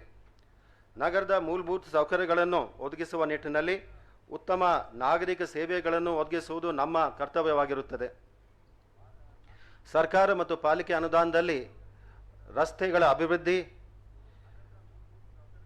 ಸಂಚಾರ ನಿರ್ವಹಣೆ ಮತ್ತು ನೀರ್ಗಾಲುವೆ ಮತ್ತು ಒಳಚರಂಡಿ ವ್ಯವಸ್ಥೆ, ತ್ಯಾಜ್ಯ ನಿರ್ವಹಣೆ ಮಾಡುವ ಜೊತೆಗೆ ನಾಗರಿಕರ ಸೇವೆಗಳನ್ನು ಉತ್ತಮ ಮತ್ತು ಸರಳ ರೀತಿಯಲ್ಲಿ ಒದಗಿಸುವ ಅವಶ್ಯಕತೆ ಇರುತ್ತದೆ. ಜಾಗತಿಕ ಮಟ್ಟದಲ್ಲಿ ಗ್ಲೋಬಲ್ ಟೆಕ್ನಾಲಜಿ ಕ್ಲಸ್ಟರ್ ಆಗಿರುವ ಬ್ಯಾಂಗ್ಳೂರಿನಲ್ಲಿ ಸುಮಾರು 50ಕ್ಕಿಂತ ಹೆಚ್ಚು ಜನರು ಯುವಜನರಾಗಿದ್ದು ಪಾಲಿಕೆಯ ನಾಗರಿಕರ ಸೇವೆಗಳನ್ನು ಮತ್ತು ಮಾಹಿತಿಯನ್ನು ಆನ್ಲೈನ್ನಲ್ಲಿ ಸುಲಭವಾಗಿ ಪಡೆಯಲು ಇಚ್ಛೆ ಪಟ್ಟಿರುತ್ತಾರೆ. ಈ ನಿಟ್ಟಿನಲ್ಲಿ ನಾಗರಿಕರ ಸೇವೆಗಳಾದ ಖಾತಾ, ಆಸ್ತಿ ತೆರಿಗೆ, ಜನನ ಮತ್ತು ಮರಣ ಪ್ರಮಾಣಪತ್ರ, ಉದ್ಯಮ ಪರವಾನಿಗೆ, ಕಟ್ಟಡ ನಕ್ಷೆ ಪರವಾನಿಗೆ ಇತ್ಯಾದಿ ಸೇವೆಗಳನ್ನು ಆನ್ಲೈನ್ನಲ್ಲಿ ಸರಳೀಕೃತಗೊಳಿಸಿ ಏಕೀಕೃತ ಡಿಜಿಟಲ್ ಪೋರ್ಟಲನ್ನು ವ್ಯವಸ್ಥೆ ಮಾಡ್ತಕ್ಕಂಥದ್ದು ದಿಕ್ಕಿನಲ್ಲಿ ಈಗಾಗಲೇ ನಾವು ಕ್ರಮ ಕೈಗೊಂಡಿದ್ದೀವಿ, ಅದನ್ನು ಮುಂದುವರಿಸಲಾಗುವುದು. ಆಸ್ತಿ ತೆರಿಗೆ, ಕೊನೆಯದಾಗಿ ಆಸ್ತಿ ತೆರಿಗೆ ಬಹಳ ಪ್ರಮುಖವಾಗಿರ್ತಕ್ಕಂತಹ ಆದಾಯ ಮೂಲಗಳಾಗಿದೆ. ನಗರದ ಮಾನ್ಯ ಸಚಿವರುಗಳು, ಶಾಸಕರುಗಳು, ಮಾಜಿ ಮಹಾಪೌರಗಳೊಂದಿಗೆ ನಡೆದ ಬಜೆಟ್ ಪೂರ್ವಭಾವಿಯ ಸಭೆಯಲ್ಲಿಯೂ ಸಹ ನಗರದ ಆಸ್ತಿ ತೆರಿಗೆ ಸೋರಿಕೆಯನ್ನು ತಡೆಗಟ್ಟಲು ಕ್ರಮ ವಹಿಸುವಂತೆ ಸಲಹೆ ನೀಡಿರುತ್ತಾರೆ. ಈ ನಿಟ್ಟಿನಲ್ಲಿ ಪಾಲಿಕೆಯು ಈಗಾಗಲೇ ಕ್ರಮ ವಹಿಸಿದ್ದು ಎಲ್ಲ ಆಸ್ತಿಗಳನ್ನು ಟ್ಯಾಕ್ಸ್ ನೆಟ್ನಲ್ಲಿ ತರಲು ಕ್ರಮ ವಹಿಸಲಾಗುವುದು. ಇದರ ಜೊತೆಗೆ ಬಿ ಖಾತಾ ಸಮಸ್ಯೆಯಿಂದಾಗಿ ನಾಗರಿಕರು ಎದುರಿಸುತ್ತಿರುವ ಸಮಸ್ಯೆಗಳಿಗೆ ಪರಿಹಾರ ನೀಡಲು ಸರ್ಕಾರದ ಬೆಂಬಲವನ್ನು ಪಡೆದು ಎ ಖಾತಾ ವರ್ಗೀಕರಣಕ್ಕೆ ಕ್ರಮ ಕೈಗೊಳ್ಳಲಾಗುವುದು. ಇದರಿಂದ ಬಹಳಷ್ಟು ನಾಗರಿಕರಿಗೆ ಸಮಸ್ಯೆ ಪರಿಹಾರ ಆಗಲಿಕ್ಕಿದೆ. ಅದರ ಜೊತೆಗೆ ಈಗಾಗಲೇ ರಾಜ್ಯದ ಅನೇಕ ನಗರಗಳಲ್ಲಿ ತೆರಿಗೆ ವ್ಯವಸ್ಥೆಯನ್ನು ಕ್ಯಾಪಿಟಲ್ ವ್ಯಾಲ್ಯೂ ಸಿಸ್ಟಮ್ ಅಳವಡಿಸಲಾಗಿದ್ದು ಬೃಹತ್ ಬ್ಯಾಂಗ್ಳೂರು ಪಾಲಿಕೆಯಲ್ಲಿಯೂ ಸಹ ಈ ವ್ಯವಸ್ಥೆಯನ್ನು ಸೆಲ್ಫ್ ಅಸೆಸ್ಮೆಂಟ್ ಸ್ಕೀಮ್ ಜೊತೆಗೆ ಅಳವಡಿಕೆ ಮಾಡಿ ಅದನ್ನು ಜಾರಿಗೆ ತರಲಾಗುವುದು. ಒಟ್ಟಾರೆಯಾಗಿ ಬೃಹತ್ ಬ್ಯಾಂಗ್ಳೂರು ಮಹಾನಗರ ಪಾಲಿಕೆಯ 2021-22ನೇ ಸಾಲಿನ ಆಯವ್ಯಯದಲ್ಲಿ ದೀರ್ಘಕಾಲದಿಂದ ಚಾಲ್ತಿಯಲ್ಲಿರುವ ಯೋಜನೆಗಳು, ಆನ್ಗೋಯಿಂಗ್ ಲಿಂಗರಿಂಗ್ ವರ್ಕ್ಸು ಮತ್ತು ಇಂಥ ಕಾಮಗಾರಿಗಳನ್ನು ಪೂರ್ಣಗೊಳಿಸಲು ಆದ್ಯತೆ ನೀಡಲಾಗಿದ್ದು ಇದೇ ಸಮಯದಲ್ಲಿ ನಾಗರಿಕರಿಗೆ ಅನಾನುಕೂಲ ಆಗದಂತೆ ಎಚ್ಚರ ವಹಿಸಿ ಪ್ರಮುಖ ಮೂಲಭೂತ ಸೌಕರ್ಯಗಳನ್ನು ನಿರ್ವಹಣೆ ಮಾಡಲಿಕ್ಕೆ ಕೂಡ ಸಾಕಷ್ಟು ಅನುದಾನವನ್ನು ಒದಗಿಸಲಾಗಿದೆ. ರಾಜ್ಯ ಸರ್ಕಾರದ ನಗರೋತ್ಥಾನ, ಶುಭ್ರ ಬೆಂಗಳೂರು, SIP ಯೋಜನೆಗಳನ್ನು ಒದಗಿಸಿ ನಗರದ ಆರ್ಥಿಕ ಮತ್ತು ಮೂಲಭೂತ ಸೌಕರ್ಯಕ್ಕಾಗಿ ಅಗತ್ಯ ಸಹಕಾರವನ್ನು ರಾಜ್ಯ ಸರ್ಕಾರದಿಂದ ನಮಗೆ ಸಿಗ್ತಾ ಇದೆ. ಬಜೆಟ್ ನಿರ್ವಹಣೆ ವ್ಯವಸ್ಥೆಯಲ್ಲಿ ವಿವಿಧ ಯೋಜನೆಗಳಿಗೆ ಮೀಸಲಿಡುವ ಅನುದಾನದ ಸರಿಯಾದ ಬಳಕೆ ಖಾತ್ರಿ ಮಾಡಿಸ್ತಕ್ಕಂಥದ್ದು ಪ್ರಮುಖವಾಗಿದ್ದು, ಆ ನಿಟ್ಟಿನಲ್ಲಿ ಫೈನಾನ್ಷಿಯಲ್ ಡಿಸಿಪ್ಲಿನ್ ಮಾಡ್ತಕ್ಕಂಥದ್ದು ಮತ್ತು ಈ ನಿಟ್ಟಿನಲ್ಲಿ ಕರ್ನಾಟಕ ಮುನ್ಸಿಪಲ್ ಅಕೌಂಟಿಂಗ್ ಮತ್ತು ಬಜೆಟಿಂಗ್ ರೂಲ್ಸ್ ಪಾಲಿಕೆಯಲ್ಲಿ ಅಳವಡಿಸಲು ಈಗಾಗಲೇ ಕ್ರಮವನ್ನು ವಹಿಸಲಾಗಿದೆ. ಈ ಮೇಲಿನ ಉದ್ದೇಶದೊಂದಿಗೆ ಮತ್ತು ಉತ್ತಮ ಗುರಿಯೊಂದಿಗೆ ಮಂಡಿಸಿರುವ 2021-22ನೇ ಸಾಲಿನ ಬೃಹತ್ ಬೆಂಗಳೂರು ಮಹಾನಗರ ಪಾಲಿಕೆ ಆಯವ್ಯಯವನ್ನು ಒಪ್ಪುತ್ತಾ ಸರ್ಕಾರಕ್ಕೆ ಪ್ರಸ್ತಾವನೆಯನ್ನು ಸಲ್ಲಿಸಲಾಗುವುದು.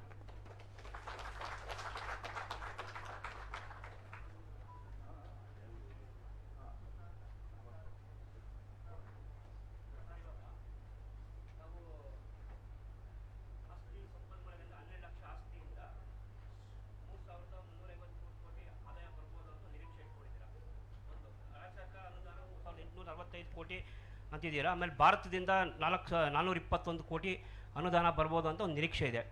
ಒಟ್ಟು ನೀವು 9,827 ಕೋಟಿ ಬಜೆಟ್ನ ಮಂಡಿಸಿದ್ದೀರಾ. ಹೊಸ ತೆರಿಗೆ ವಿಧಿಸ್ತಾರೆ ಅಂತ ಸುದ್ದಿ ಇತ್ತು. ಯಾಕಂದರೆ ರಾಜಕಾರಣಿಗಳು ರಾಜಕೀಯ ಪಕ್ಷ ಇರುವಾಗ ಯಾವುದೋ ಕಾರಣಗಳಿಗೆ ತೆರಿಗೆಯನ್ನು ಹೆಚ್ಚಳ ಮಾಡ್ತಾ ಇಲ್ಲ.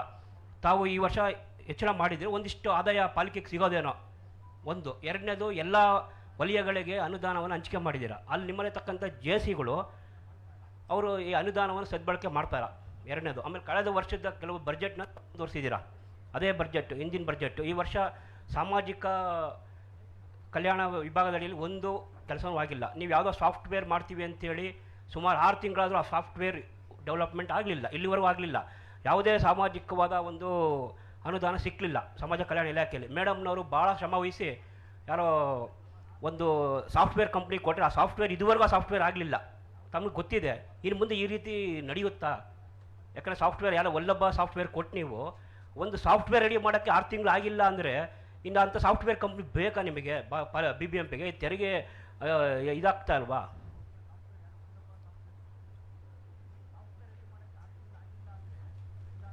ತಾವು ಹಲವಾರು ಪ್ರಶ್ನೆಗಳನ್ನು ಒಟ್ಟಿಗೆ ಕೇಳಿಬಿಟ್ರಿ. ಅದರಲ್ಲಿ ಒಂದೊಂದೇ ಉತ್ತರ ಕೊಡ್ತೇವೆ. ಈಗ ಸಂಕ್ಷಿಪ್ತವಾಗಿ ಹೇಳಬೇಕಂದ್ರೆ ನಮ್ಮ ಟೋಟಲ್ ಬಜೆಟು 9,300 ಕೋಟಿ. 9,300 ಕೋಟಿಯಲ್ಲಿ ರಾಜ್ಯ ಸರ್ಕಾರ ನಮಗೆ ಎಷ್ಟು ಕೊಡ್ತಾ ಇದೆ ಅಂತ ನೀವು ನೋಡಿದಾಗ 3,800 ಕೋಟಿ. 3,000 ಕೋಟಿ ಇದು SIP ಅಂತ ಕೊಟ್ಟಿದ್ದಾರೆ. 15th ಫೈನಾನ್ಸ್ 421 ಕೋಟಿ ಇದೆ. ಸ್ಟೇಟ್ ಫೈನಾನ್ಸ್ ಫಂಡು ಅವನ್ನೆಲ್ಲ ಸೇರಿಸಿದ್ರೆ 3,800 ಕೋಟಿ. ರಾಜ್ಯ ಸರ್ಕಾರ ಕೊಡುವಂತಹ ಎಲ್ಲ ಒಂದು ಫಂಡ್ಗೆ ನಿರ್ದಿಷ್ಟವಾದಂಥ ಎಲ್ಲ ಹೊಸ ಕಾಮಗಾರಿಗಳನ್ನೇ ತಗೊಳ್ತೇವೆ. ಇದರಲ್ಲಿ ಯಾವುದನ್ನು ಮೇಂಟೆನೆನ್ಸ್ಗೆ ಇದಕ್ಕೆ ರಾಜ್ಯ ಸರ್ಕಾರ ಕೊಡೋದಿಲ್ಲ. ಸೊ ಇಷ್ಟು 3,800 ಕೋಟಿಯಲ್ಲಿ ಅದರಲ್ಲಿ ಕೆಲವು ಮಾತ್ರ ಒಂದು 121 ಕೋಟಿ SFC ಅನ್ಟೈಡ್ ಎಲೆಕ್ಟ್ರಿಕಲ್ ಅಂತ ಇದೆ, ಕರೆಂಟ್ ಬಿಲ್ ಬಿಟ್ಟರೆ ಇನ್ನು ಮಿಕ್ಕಿದ್ದೆಲ್ಲನೂ ಸಹ ಹೊಸ ಕಾಮಗಾರಿಗಳು ಇದು ನಡೀತಾ ಇರುತ್ತೆ. ಇದರಲ್ಲಿ ವಿಶೇಷವಾಗಿ ನಾವು ನೋಡಿದಾಗ ಈ ಏನು 1,100 ಕೋಟಿ ಎಲ್ಲ ಈ 110 ಹಳ್ಳಿಗಳಲ್ಲೆಲ್ಲ ಕೆತ್ತಾಕ್ಬಿಟ್ಟಿದಾರಲ್ಲ, ಅವುಗಳನ್ನೆಲ್ಲನೂ ಸಹ ಈಗ ಇನ್ನು ನೆಕ್ಸ್ಟ್ 6, 7, 8 ತಿಂಗಳೊಳಗಡೆಗೆ ಎಲ್ಲ ಕಾಮಗಾರಿಗಳನ್ನು ಪೂರ್ಣಗೊಂಡು ಈಗೇನು ಜನ ಪ್ರಾಬ್ಲಮ್ ಅಲ್ಲಿ ಇದ್ದಾರೆ ಅದು ಇದಾಗುತ್ತೆ. ಸೊ ಇಷ್ಟನ್ನ ಬಿಟ್ಟರೆ ನಮ್ಮ ಪಾಲಿಕೆಯಿಂದ ಇರೋದು ಇನ್ನು 5,500 ಕೋಟಿ. 9,300 ಕೋಟಿಯಲ್ಲಿ 3,800 ಕೋಟಿ ಹೋದರೆ 5,500 ಕೋಟಿ ಇದೆ. ಈಗ ನಾವು ಈ 5,500 ಕೋಟಿಯಲ್ಲಿ ನಾವು ಮುಖ್ಯವಾಗಿ ಏನು ಎಂಫಸಿಸ್ ಮಾಡಿದ್ದೀವಿ ಅಂದರೆ ನಮ್ಮಲ್ಲಿ ಇರ್ತಕ್ಕಂಥ ಏನು ಎಸ್ಟಾಬ್ಲಿಷ್ಮೆಂಟ್ ಕಾಸ್ಟ್ಸು ಇವೆಲ್ಲ ಏನಿದೆ, 33,000 ಜನ ಕೆಲಸ ಮಾಡ್ತಾ ಇದ್ದಾರೆ BBMPಯಲ್ಲಿ. ಅವರ ಎಸ್ಟಾಬ್ಲಿಷ್ಮೆಂಟ್ ಕಾಸ್ಟು ಅವರ ಸಂಬಳಗಳು, ಅವರ ಇದನ್ನ ಇರ್ತಕ್ಕಂಥ ಕಚೇರಿಗಳ ನಿರ್ವಹಣೆ, ಇದಕ್ಕೆ ಎಲೆಕ್ಟ್ರಿಸಿಟಿ ಬಿಲ್ ಇವುಗಳನ್ನೆಲ್ಲ ಸೇರಿಸಿ ಆದಮೇಲೆ ನಮ್ಮಲ್ಲಿ ಇರ್ತಕ್ಕಂಥ ಎಲ್ಲ ಮೇಂಟೆನೆನ್ಸ್ ಕೆಲಸಗಳೇನಿದೆ, ಇದು ಮುಖ್ಯವಾಗಿ ನಾವು ಹೇಳಿದ ಹಾಗೆ ಮೇಂಟೆನೆನ್ಸ್ಗೆ ನಾವು ಕಡಿಮೆ ಇಡ್ತಾ ಇದ್ವಿ. ಕಡಿಮೆ ಇಟ್ಟಿರೋದ್ರಿಂದ ನೆನೆ ಸರಿಯಾಗಿ ನಾವು ಟೈಮ್ಲಿ ಪೇಮೆಂಟ್ ಮಾಡೋಕ್ಕಾಗ್ತಾ ಇರಲಿಲ್ಲ. ಸೊ ಅವುಗಳಿಗೆಲ್ಲನೂ ಎಕ್ಸಾಕ್ಟ್ ಆಗಿ ಎಷ್ಟು ಬೇಕೋ ಅಷ್ಟನ್ನ ಈ ಸತಿ ಮೇಂಟೆನೆನ್ಸ್ಗೆ ಇಟ್ಟಿದ್ದೇವೆ. ಪಾರ್ಕ್ ಮೇಂಟೈನ್ ಇರ್ಬೋದು, ಎಲೆಕ್ಟ್ರಿಸಿಟಿ ಇರ್ಬೋದು, ರಸ್ತೆಗಳಿರ್ಬೋದು, ಸಾಲಿಡ್ ವೇಸ್ಟ್ ಮ್ಯಾನೇಜ್ಮೆಂಟ್ಗೆ ಅತಿ ಹೆಚ್ಚು ಹಣವನ್ನು ಸಹ ಅಲ್ಲಿ ಇಟ್ಟಿದ್ದೇವೆ. ಸೊ ಈಗ ಹಾಗಾದ್ರೆ ಹಿಂದಿನ ಬಜೆಟ್ಗೂ ನಮ್ಮ ಬಜೆಟ್ಗೂ ಏನು ಡಿಫ್ರೆನ್ಸ್ ಅಂತ ಅಂದ್ರೆ, ಒಂದು ಕೆಲವು ಡಿಸ್ಕ್ರಿಷನರಿ ಫಂಡ್ಸ್ ಅಂದ್ಬಿಟ್ಟು ಸ್ಪೆಷಲ್ ಡೆವಲಪ್ಮೆಂಟ್ ಗ್ರಾಂಟ್ಸ್ ಅಂದ್ಬಿಟ್ಟು ಸುಮಾರು ವಾರ್ಡ್ಗಳಿಗೆ ಕೊಡ್ತಾ ಇದ್ರು, ಅಸೆಂಬ್ಲಿ ಕಾನ್ಸ್ಟಿಟ್ಯೂಯೆನ್ಸಿ ವೈಸ್ ಕೊಡ್ತಾ ಇದ್ರು. ಸೊ ಇದನ್ನ ಯಾವುದನ್ನು ನಾವು ಇಟ್ಟಿಲ್ಲ ಇಲ್ಲಿ. ಈಗ ಇದನ್ನ ಎಕ್ಸ್ಟ್ರಾ ಇಟ್ಟಿರೋದು, ಈಗ ನಮ್ಗೆ 5,500 ಕೋಟಿ ನಾವು ಏನು BBMP ಫಂಡ್ ಅಲ್ಲಿ ಇಟ್ಟಿದ್ದೇವೆ, ನಾವು 5,500 ಕೋಟಿಯಷ್ಟು ಕಲೆಕ್ಷನ್ ಮಾಡೋದಕ್ಕೆ ನಮ್ಮಲ್ಲಿ ಈ ಸತಿ ಇದಿದೆ. ಈಗ ತಮ್ಗೆಲ್ಲರಿಗೂ ಗೊತ್ತಿರೋ ಆಲ್ರೆಡಿ ಪ್ರಾಪರ್ಟಿ ಟ್ಯಾಕ್ಸ್ ಹತ್ರ 3,000 ಕೋಟಿ ಅಷ್ಟು ಇದು ರೀಚ್ ಆಗ್ತಾ ಇದೆ. ಇದನ್ನ ನಮ್ಮ ಮಾನ್ಯ ಆಡಳಿತಗಾರರು ಹೇಳಿದಾಗೆ ಅದ್ರ ಜೊತೆಗೆ ಬಿ ಖಾತಾದನ್ನು ಅದನ್ನ ಎ ಖಾತಾ ಬಿ ಖಾತಾನ ಇದು ಮಾಡೋ ಅಂಥದ್ದನ್ನು ಆಲ್ಮೋಸ್ಟ್ ಫೈನಲ್ ಸ್ಟೇಜಸ್ ಅಲ್ಲಿ ಅದನ್ನು ಇದೆ. ಅದನ್ನ ಕೆಲವು ಆದೇಶಗಳನ್ನ ಹೊರಡಿಸ್ಬೇಕಾಗತ್ತೆ. ಅದನ್ನ ಮಾನ್ಯ ಆಡಳಿತಗಾರರು ಮಾರ್ಗದರ್ಶನದಲ್ಲಿ ಅದನ್ನ ಮಾಡ್ತಾ ಇದ್ದೇವೆ. ಸೊ ಇದು ಪ್ಲಸ್ ಬೇರೆ ನಮ್ಮ ಆದಾಯ ಎಲ್ಲ ಸೇರಿಸಿದ್ರೆ ನಾವು 5,500 ಕೋಟಿ ಏನು BBMP ಇಟ್ಟಿದ್ದೇವೆ ಅಷ್ಟನ್ನ ನಾವು ಅಚೀವ್ ಮಾಡ್ತೇವೆ. ಆಮೇಲೆ ಹಂಗಾದ್ರೆ ಇನ್ನೊಂದು ಏನಂದ ಅಂದ್ರೆ, ಹಿಂದೆ ಕೆಲವೆಲ್ಲ ಹಿಂದಿನ ವರ್ಷಗಳಲ್ಲೆಲ್ಲ ಶುರು ಮಾಡಿಬಿಟ್ಟಿದಾರಲ್ಲ, ಅವುಗಳಿಗೆ ಸ್ಪಿಲ್ ಓವರ್ಗೂ ಸಹ ಫಂಡ್ಸ್ ಅನ್ನ ಪ್ರಾವಿಷನ್ ಮಾಡಿದ್ದೇವೆ. ಯಾವುದು ನಾವು ಮಾಡಿಲ್ಲ ಅಂದ್ರೆ, ಹೊಸದಾಗಿ ವಾರ್ಡ್ಗಳಲ್ಲಿ ಸ್ಪೆಷಲ್ ಗ್ರಾಂಟ್ಸ್ ಗಳಂತ ಕೊಡೋ ಅಂಥದ್ದು, ಇದರಲ್ಲಿ ಅಸೆಂಬ್ಲಿ ಕಾನ್ಸ್ಟಿಟ್ಯೂನ್ಸಿ ಕೊಡೋದು ಅಂಥದನ್ನ ನಾವು ಇಟ್ಟಿಲ್ಲ. ಇದನ್ನ ಎಕ್ಸ್ಟ್ರಾ ಇಡ್ತಾ ಇದ್ದಿದ್ದೇನೆ ಪ್ರತಿ ವರ್ಷನೂ ಅದಕ್ಕೆ ಜಾಸ್ತಿ ಆಗಿ ಈಗ 10,000 ಕೋಟಿಯಷ್ಟು ಪೆಂಡಿಂಗ್ ಬಿಲ್ಸ್ ಇರೋದು. ಅದನ್ನ ಯಾವುದನ್ನು ಇದನ್ನ ಮಾಡಿಲ್ಲ. ಮಾಡಿರೋಂಥ ಅವ್ರುಗಳಿಗೆಲ್ಲ ಕರೆಕ್ಟಾಗಿ ಪೇಮೆಂಟ್ ಆಗಬೇಕು, ಮಾಡ್ತಾ ಇರೋಂಥ ಕೆಲಸಗಳೆಲ್ಲ ಮುಗಿಬೇಕು ಅನ್ನೋ ಒಂದು ದೃಷ್ಟಿಯಿಂದ ಸಂಕ್ಷಿಪ್ತವಾಗಿ ಇದನ್ನ ನಾನು ಸಮ್ಮರೈಸ್ ಮಾಡಿಬಿಟ್ಟು ತಮ್ಗೆ ಹೇಳಿದೆ. ನೀವು ಒಂದು ಸಾಫ್ಟ್ವೇರ್ ಬಗ್ಗೆ ಹೇಳಿದ್ರೆ, ಅದು ಯಾವ ಸಾಫ್ಟ್ವೇರ್ ಅನ್ನೋದ್ರ ಬಗ್ಗೆ ಅದನ್ನ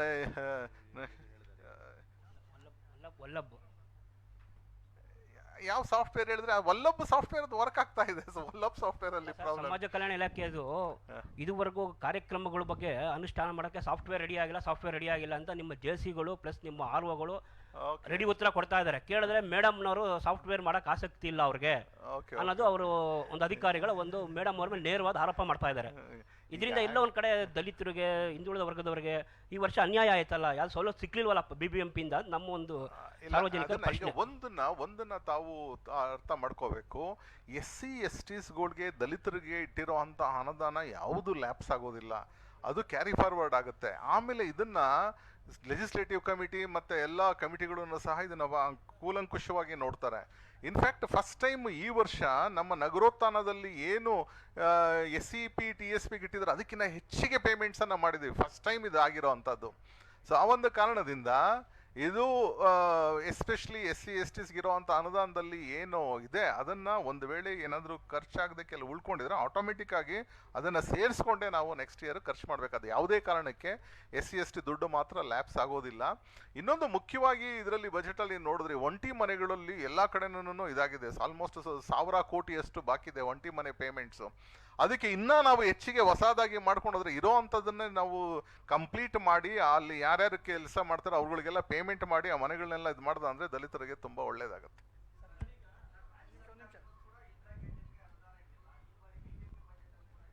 ಇಟ್ಟಿದ್ದೀವಿ ನಾವು ಅನುದಾನ ಇಟ್ಟಿದ್ದೀವಿ. 80 ಕೋಟಿ ಅನುದಾನವನ್ನ ಈ ಸತಿ ಇಂದಿರಾ ಕ್ಯಾಂಟೀನ್ಗೆ ನಾವು BBMP ಬಜೆಟ್ ಇಂದ ಇಟ್ಟಿದ್ದೀವಿ. ಅಲ್ಲ, ಈಗ B2A ಲಾಸ್ಟ್ ಇಯರ್ ನೀವು ಇದನ್ನೇ ಘೋಷಣೆ ಮಾಡಿದ್ರಿ.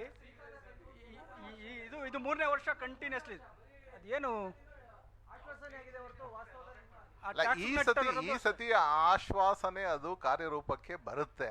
ಕಾರಣ ಏನಂದ ಅಂದ್ರೆ, ಇದನ್ನ ನೀವು ಈಗ ಆಲ್ರೆಡಿ ಗೊತ್ತಿರೋ ಹಾಗೆ ಕೆಲವು ಬಜೆಟ್ ಅಲ್ಲಿ ಒಂದು ಕನ್ವರ್ಷನ್ ಅನ್ನ ಅದನ್ನ ಸರಳೀಕರಣ ಮಾಡೋದಕ್ಕೆ ಒಂದು ರೆವಿನ್ಯೂ ಡಿಪಾರ್ಟ್ಮೆಂಟ್ ಇಂದ ಈಗ ಆಲ್ರೆಡಿ ರಾಜ್ಯ ಬಜೆಟ್ ಅಲ್ಲಿ ಅದನ್ನ ಪ್ಲೇಸ್ ಮಾಡಿದ್ದಾರೆ.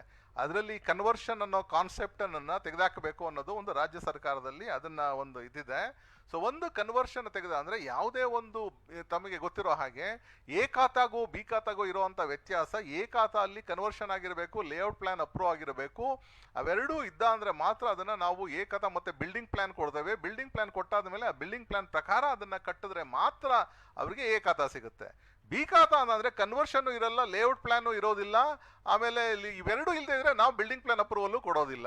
ಸೊ ಆ ಒಂದು ಕಾರಣದಿಂದ ಇದನ್ನ ಅವ್ರಿಗೆ ಹೆಂಗ್ ಬೇಕೋ ಹಂಗೆ ಕಟ್ಕೊಂಡು ಹೋಗ್ತಾ ಇದ್ದಾರೆ. ಇವತ್ತು ನಾವು ಬಿಲ್ಡಿಂಗ್ ಪ್ಲಾನ್ ಕೊಡಲ್ಲ ಅಂದ್ರೆ ನಾವು ಸ್ಟಾಪು ಮಾಡ್ತಾ ಇಲ್ಲ. ಇವಾಗ ಯಾರ್ಯಾರು BBMPಗೆ ಈ ರೆವಿನ್ಯೂ 110 ಹಳ್ಳಿಗಳು ಮತ್ತೆ CMC ಬರೋಕ್ಕಿಂತ ಮೊದಲು ಯಾರು ಸೈಟ್ಗಳನ್ನು ಮಾರಿಬಿಟ್ಟು ಹೋಗ್ಬಿಟ್ಟಿದ್ದಾರೆ, ಪಾಪ ಬಡವರು ಅದನ್ನು ತಗೊಂಡಿದ್ದಾರೆ. ಇವತ್ತು ನಾವು ಅವರಿಗೆ ಪ್ಲ್ಯಾನನ್ನು ಅಪ್ರೂವಲ್ ಕೊಡ್ತಾ ಇಲ್ಲ ಅಂದಾಗ ಅವ್ರಿಗೆ ಇಷ್ಟ ಬಂದಂಗೆ ಎಷ್ಟೆಷ್ಟು ಫ್ಲೋರ್ಸು ಕಟ್ತಾ ಇದ್ದಾರೆ. ಒಂದು ವೇಳೆ ನಾವು ಇದಕ್ಕೆ ಅದನ್ನು ಪ್ಲ್ಯಾನ್ ಕೊಡೋಕ್ಕೆ ಶುರು ಮಾಡ್ದೆ ಅಂದರೆ ಅಟ್ಲೀಸ್ಟ್ ಆರ್ಡರ್ಲಿ ಗ್ರೋತ್ ಆಗುತ್ತೆ. BBMPಗೆ ಆದಾಯ ಬರೋದು ಎರಡನೇ ಪ್ರಶ್ನೆ. ಅಟ್ಲೀಸ್ಟ್ ಇವತ್ತು ನಾವು ಪ್ಲ್ಯಾನ್ ಕೊಡ್ತಾ ಇಲ್ಲ ಅಂದ್ಬಿಟ್ಟು ಅವ್ರಿಗೆ ಹೆಂಗೆ ಬೇಕೋ ಹಂಗೆ ಕಟ್ಕೊಂಡು ಹೋಗ್ತಾರೆ. ಇದಕ್ಕೋಸ್ಕರನೇ ಕಂದಾಯ ಮಂತ್ರಿಗಳು ಮತ್ತು UD ಮಿನಿಸ್ಟರ್ ಹತ್ರನೂ ಇವೆಲ್ಲ ಮೀಟಿಂಗ್ ಆಗಿದೆ. ಆದಷ್ಟು ಬೇಗ ಇದನ್ನು ಮಾಡೋದಕ್ಕೆ ಕ್ರಮ ಕೈಗೊಳ್ತೀವಿ. ಎರಡು ವಿಷಯ ಇದೆ. ಇದು ಒಂದರಲ್ಲಿ ಅಕ್ರಮ ಸಕ್ರಮ ಯಾವುದು ಸುಪ್ರೀಂ ಕೋರ್ಟಲ್ಲಿ ಇದೆ, ಅದು ಬಿಲ್ಡಿಂಗ್ಗಳಿಗೆ ಅಪ್ಲೋ ಆಗುತ್ತೆ. ಅಂದರೆ ರೆವಿನ್ಯೂ ಸೈಟಲ್ಲಿ ಕಟ್ಟಿರ್ತಕ್ಕಂಥ ಬಿಲ್ಡಿಂಗ್ಸು ಮತ್ತು ಒಂದು ವೇಳೆ ಬೇರೆ ಏಕಾತ ಅಲ್ಲಿ ಕಟ್ಟಿರ್ತಕ್ಕಂಥ ಬಿಲ್ಡಿಂಗ್ ವೈಲೇಷನ್ಸ್ ಆಗಿದ್ದ ಅಂದರೆ ಸೆಟ್ ಬ್ಯಾಕ್ ಆಗಲಿ FIR ಆಗಲಿ ಅದು ಸುಪ್ರೀಂ ಕೋರ್ಟಲ್ಲಿದೆ. ಇನ್ನು ಮುಂದೆ ಯಾವುದು ಖಾಲಿ ಸೈಟ್ಗಳಲ್ಲಿ ಅದನ್ನು ಕಟ್ಟುತ್ತಾರೆ ಮನೆ, ಅವುಗಳಿಗೆಲ್ಲರಿಗೂ ಸಹ ನಾವು ರಾಜ್ಯ ಸರ್ಕಾರದ ಮಟ್ಟದಲ್ಲೇನೆ ಒಂದು ಬದಲಾವಣೆ ತಂದ ಅಂದರೆ ಈಗ ಕನ್ವರ್ಷನ್ನು ಮತ್ತು ಒಂದು ಲೇಔಟ್ ಪ್ಲಾನ್ ಇವೆರಡಕ್ಕೆ ರಾಜ್ಯ ಸರ್ಕಾರ 2008ಕ್ಕಿಂತ ಮೊದಲು ಪರ್ಮಿಷನ್ ಕೊಟ್ಟಿತ್ತು. ಅದನ್ನು ಮಾತಾಡಿದ್ರು, ಅದೊಂದು ಕೊಟ್ಟ ಅಂದರೆ ಇದನ್ನು ಮಾಡೋದಕ್ಕೆ ಸಾಧ್ಯ ಆಗುತ್ತೆ. ಪ್ರಮುಖವಾಗಿ BBMPಲಿ ಒಂದು ಪ್ರಮುಖ ಆದಾಯ ಮೂಲನೇ ನೀವು ಜಾಸ್ತಿ ಆಸಕ್ತಿ ಕೊಟ್ಟಿಲ್ಲ ಅಂತ. ಯಾವುದು? OFC ಕೇಬಲ್ ಅಳವಡಿಕೆಗೆ ಕನಿಷ್ಠ ನಿಮಗೆ 350 ರಿಂದ 400 ಕೋಟಿ ರೂಪಾಯಿಯಷ್ಟು ಆದಾಯ ಬರುತ್ತೆ. ಕಳೆದ 3-4 ವರ್ಷಗಳಿಂದ ನಿಮ್ಮ ಸಂಗ್ರಹ ಆಗ್ತಾ ಇರೋದು 55 ರಿಂದ 70-75 ಕೋಟಿ ಅಥವಾ 50 ಕೋಟಿ ಬರೀ ಈ ಥರದಲ್ಲಿದೆ. ಯಾಕಂದ್ರೆ ಒಂದು ಸಾವಿರಾರು ಕಿಲೋಮೀಟರ್ ಅಲ್ಲ, ಈಗ ಒಂದು OFC ಕೇಬಲ್ಸ್ಗಳನ್ನು ತಮಗೆ ಗೊತ್ತಿದೆ, ಹೊಸದಾಗಿ ನಾವು ಇಡೀ ಬೆಂಗಳೂರು ನಗರದಲ್ಲಿ ಹೊಸ ರಸ್ತೆಗಳನ್ನು ಮಾಡಿ ಇಷ್ಟೊಂದು ಖರ್ಚು ಮಾಡಿರೋದ್ರಲ್ಲಿ ಅವ್ರು ಪರ್ಮಿಷನ್ ಕೇಳ್ತಾರಂತ ಎಲ್ಲ ಕಡೆನೂ ನಾವು ಪರ್ಮಿಷನ್ ಕೊಟ್ಬಿಟ್ರೆ ಹೊಸದಾಗಿ ಹಾಕಿರೋ ರಸ್ತೆಗಳನ್ನು ಇನ್ನು ಡಿಫೆಕ್ಟ್ ಲೈಬಿಲಿಟಿ ಪೀರಿಯಡ್ಕಿನ್ನ ಮೊದಲನೇ ಎಲ್ಲ ಕೆತ್ತಾಕ್ತಾರೆ. ಆಮೇಲೆ ನೀವೇ ಹೇಳ್ತೀರಾ ಇದನ್ನು ಹೊಸ ರಸ್ತೆಗಳನ್ನೆಲ್ಲ ಕೆತ್ತಾಕ್ಸ್ಬಿಟ್ರು ಪರ್ಮಿಷನ್ ಕೊಟ್ಬಿಟ್ಟು ಅಂತ. ಸೊ ಆ ಒಂದು ಕಾರಣದಿಂದ ನಮಗೆ ಆದಾಯ ಕಡಿಮೆ ಆದ್ರೂ ನಮ್ಮ ಒಳ್ಳೆ ರಸ್ತೆಗಳನ್ನು ಕೆತ್ತಾಕಬಾರದು, ಡಿಫೆಕ್ಟ್ ಲೈಬಿಲಿಟಿ ಪೀರಿಯಡ್ ಮುಗಿದ ಮೇಲೆ ಅವರಿಗೆ ಪರ್ಮಿಷನ್ ಕೊಡ್ತೀವಿ ಅಂತ ಹೇಳಿದ್ರೆ ಅದಕ್ಕೋಸ್ಕರನೇ ಆದಾಯ ಕಡಿಮೆ ಆಗಿರುತ್ತೆ. ಈಗ ಸಾಹೇಬ್ರು ಹೇಳ್ತಾರೆ. ಅಲ್ಲಲ್ಲ, ಒಂದೇ ನಿಮಿಷ. ಈ ಮೈಕ್ ಇದೆಯಾ ಸರ್? ಮೈಕ್ ಕೆಲಸ ಮಾಡ್ತಾ ಇದೆ. ಓಕೆ. ಈಗ A ಖಾತಾ B ಖಾತಾ ಇರ್ತಕ್ಕಂಥ ವಿಷಯ ಹಿಂದಿನಿಂದಲೇ ಇರಲಿಲ್ಲ. ಇದು 2007ರಿಂದ ಆದ ನಂತರ ಇದೆಲ್ಲ ಪ್ರಾರಂಭ ಆಗಿರ್ತಕ್ಕಂಥದ್ದು. ಬಹುಶಃ ಎಲ್ರಿಗೂ ತಿಳಿದಿರ್ತಕ್ಕಂಥದ್ದು ಸಂಗತಿ. Before 2007 there was nothing called B ಖಾತಾ. ತದನಂತರ ಇದೆಲ್ಲ ಪ್ರಾರಂಭ ಆಗಿರ್ತಕ್ಕಂಥದ್ದು. ಒಂದು ಆ ನಿಟ್ಟಿನಲ್ಲಿ ಈಗಾಗಲೇ ರಾಜ್ಯ ಸರ್ಕಾರದ ಸಂಪುಟ ಸಭೆಯಲ್ಲಿ ಒಂದು ಪ್ರಸ್ತಾವನೆಯನ್ನು ಸಲ್ಲಿಸಲಾಗಿದೆ. ಅದರಲ್ಲಿ ಕನ್ವರ್ಷನ್ ಇರತಕ್ಕಂಥ ವಿಷಯ ಬಹುಶಃ ಸನ್ಮಾನ್ಯ ಮುಖ್ಯಮಂತ್ರಿಗಳು ತಮ್ಮ ಬಜೆಟ್ ಸ್ಪೀಚ್ನಲ್ಲಿ ಕೂಡ ಅನೌನ್ಸ್ ಮಾಡಿದ್ದಾರೆ. ಆ ಕನ್ವರ್ಷನ್ ಪ್ರಕ್ರಿಯೆಯನ್ನು ಸಡಲಗೊಳಿಸ್ತಕ್ಕಂಥದ್ದನ್ನು ದಿಕ್ಕಿನಲ್ಲಿ ಈಗಾಗಲೇ ರಾಜ್ಯ ಸರ್ಕಾರ ಕ್ರಮ ಕೈಗೊಂಡಿದೆ. ಮತ್ತು ಮಾನ್ಯ ಆಯುಕ್ತರು ಕೂಡ ಹೇಳಿದಂತೆ ರೆವೆನ್ಯೂ ಮಿನಿಸ್ಟರ್ ಮತ್ತು ಅರ್ಬನ್ ಡೆವಲಪ್ಮೆಂಟ್ ಮಿನಿಸ್ಟರ್ ಜೊತೆಗೆ ಆ ದಿಕ್ಕಿನಲ್ಲಿ ಚರ್ಚೆ ಆಗಿದೆ. ಚರ್ಚೆ ಆದ ನಂತರ ಯಾವ ರೀತಿಯಲ್ಲಿ ಅದನ್ನು B ಖಾತಾ ಇರ್ತಕ್ಕಂಥ ವ್ಯವಸ್ಥೆ ಏನಕ್ಕೆ ಉದ್ಭವ ಆಯಿತು ಮತ್ತು ಯಾವ ರೀತಿಯಲ್ಲಿ ಅದನ್ನು ನಾವು ಕಡಿವಾಣ ಹಾಕಿ ಅದನ್ನು ಕಡಿಮೆ ಮಾಡಬೇಕು ಮತ್ತು ಆದಷ್ಟು A ಖಾತೆಯನ್ನು ನಾವು ಎನ್ಕರೇಜ್ ಮಾಡಬೇಕು, ಆ ದಿಕ್ಕಿನಲ್ಲಿ ನಾವು ಕೈಗೊಳ್ತೀವಿ. OFC ವಿಷಯ ಬಗ್ಗೆ ಇನ್ನೊಬ್ರು ಯಾರು ಹೇಳಿದ್ರು, OFC ಬಗ್ಗೆ ಆದಾಯ ಮೂಲವನ್ನು ನೆಗ್ಲೆಕ್ಟ್ ಮಾಡಲಾಗುತ್ತದೆ ಅಂತ ಹೇಳಿ. I will request special commissioner finance to mention the allocation regarding the OFC. It is increased over the last years. It is not decreased. ಹೇಳಿ ಇದನ್ನು I think only one mic works. ಈ ವರ್ಷದ ಆಯವ್ಯಯದಲ್ಲಿ 105 ಕೋಟಿ ರೂಪಾಯಿಗಳು ಇದರಿಂದ ಬರ್ತದೆ ಅನ್ನೋ ನಾವು ಎಸ್ಟಿಮೇಟ್ ಮಾಡಿದ್ವಿ OFC ಕಡೆಯಿಂದ. More than last year. ಇದು ಕಳೆದ ವರ್ಷ ಈ 2021ನೇ ಸಾಲಿನಲ್ಲಿ ನಮ್ಮ ಎಸ್ಟಿಮೇಟ್ 15 ಕೋಟಿ ಇತ್ತು. ಈ ವರ್ಷದಲ್ಲಿ ಇನ್ನೂ ಹೆಚ್ಚಿನ ಎನ್ಫೋರ್ಸ್ಮೆಂಟ್ ಕಲೆಕ್ಷನಿಂದ 105 ಕೋಟಿ ರೂಪಾಯಿ ಅನುದಾನ ಬರ್ತದೆ ಅನ್ನೋದು ನಮ್ಮ ಆಶೆ ಇದೆ.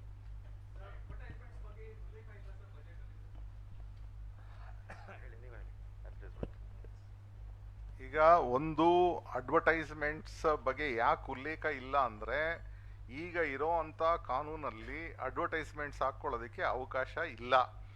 ಈಗಿರೋದ್ರಲ್ಲಿ ಯಾವುದ್ರಲ್ಲಿದೆ ಅಂದರೆ ಪಬ್ಲಿಕ್ ಪ್ರೈವೇಟ್ ಪಾರ್ಟ್ನರ್ಶಿಪ್ ಪ್ರಾಜೆಕ್ಟ್ಸಲ್ಲಿರೋವಂಥ ಬಸ್ ಶೆಲ್ಟರ್ಸು, ಸ್ಕೈ ವಾಕ್ಸು ಇವುಗಳು ಬಿಟ್ಟರೆ ಬೇರೆದರಲ್ಲಿ ಅಡ್ವರ್ಟೈಸ್ಮೆಂಟ್ ಹಾಕ್ಕೊಳ್ಳೋದು ಅವಕಾಶ ಇಲ್ಲ. ಅವಕಾಶ ಇಲ್ಲದೆ ಇರೋದ್ರಿಂದ ಅದರಿಂದ ನಮಗೆ ಆದಾಯನೂ ತೋರಿಸಿಲ್ಲ.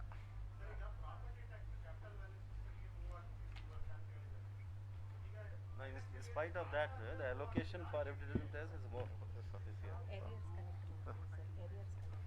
In spite of that, advertisement tax ಸಲುವಾಗಿ ಹೋದ ವರ್ಷಕ್ಕಿಂತ ಹೆಚ್ಚು ನಾವು ಅದನ್ನು ಅಲೋಕೇಶನ್ ನಾವು ತೋರಿಸಿದ್ದೀವಿ. ಅದು ಪ್ರೊಜೆಕ್ಟೆಡ್ ರಿಸೀಟ್ಸನ್ನು ನಾವು ತೋರಿಸಿದ್ದೀವಿ. Arrears ಅವುಗಳೆಲ್ಲ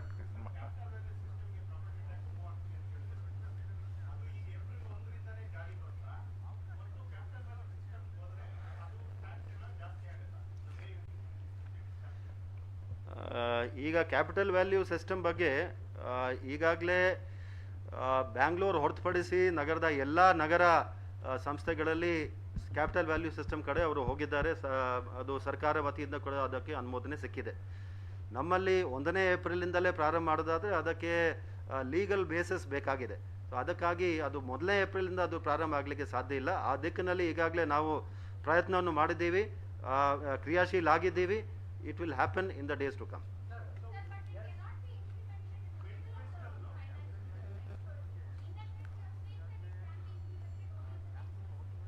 We will take up discussions at the government level, and once it is in principle taken up by legislative change, after that we will see as to how we can incorporate it.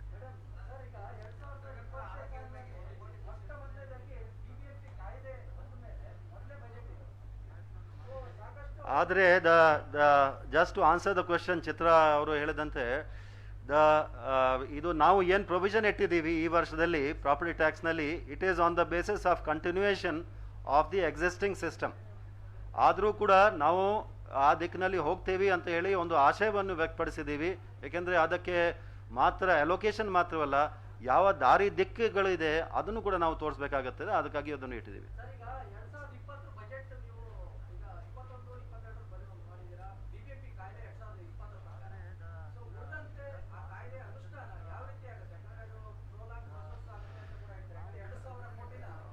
ಹೊಸ BBMP ಕಾಯ್ದೆ ಅನುಷ್ಠಾನವನ್ನು ಸರ್ಕಾರ ಮಟ್ಟದಲ್ಲಿ ಆಗ್ತಾ ಇದೆ.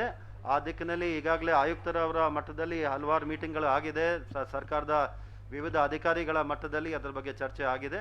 ಅದನ್ನು immediately ಆಗ್ತದೆ. ಬಹುಶಃ you can detail on this. ಅಲ್ಲ, ಈಗ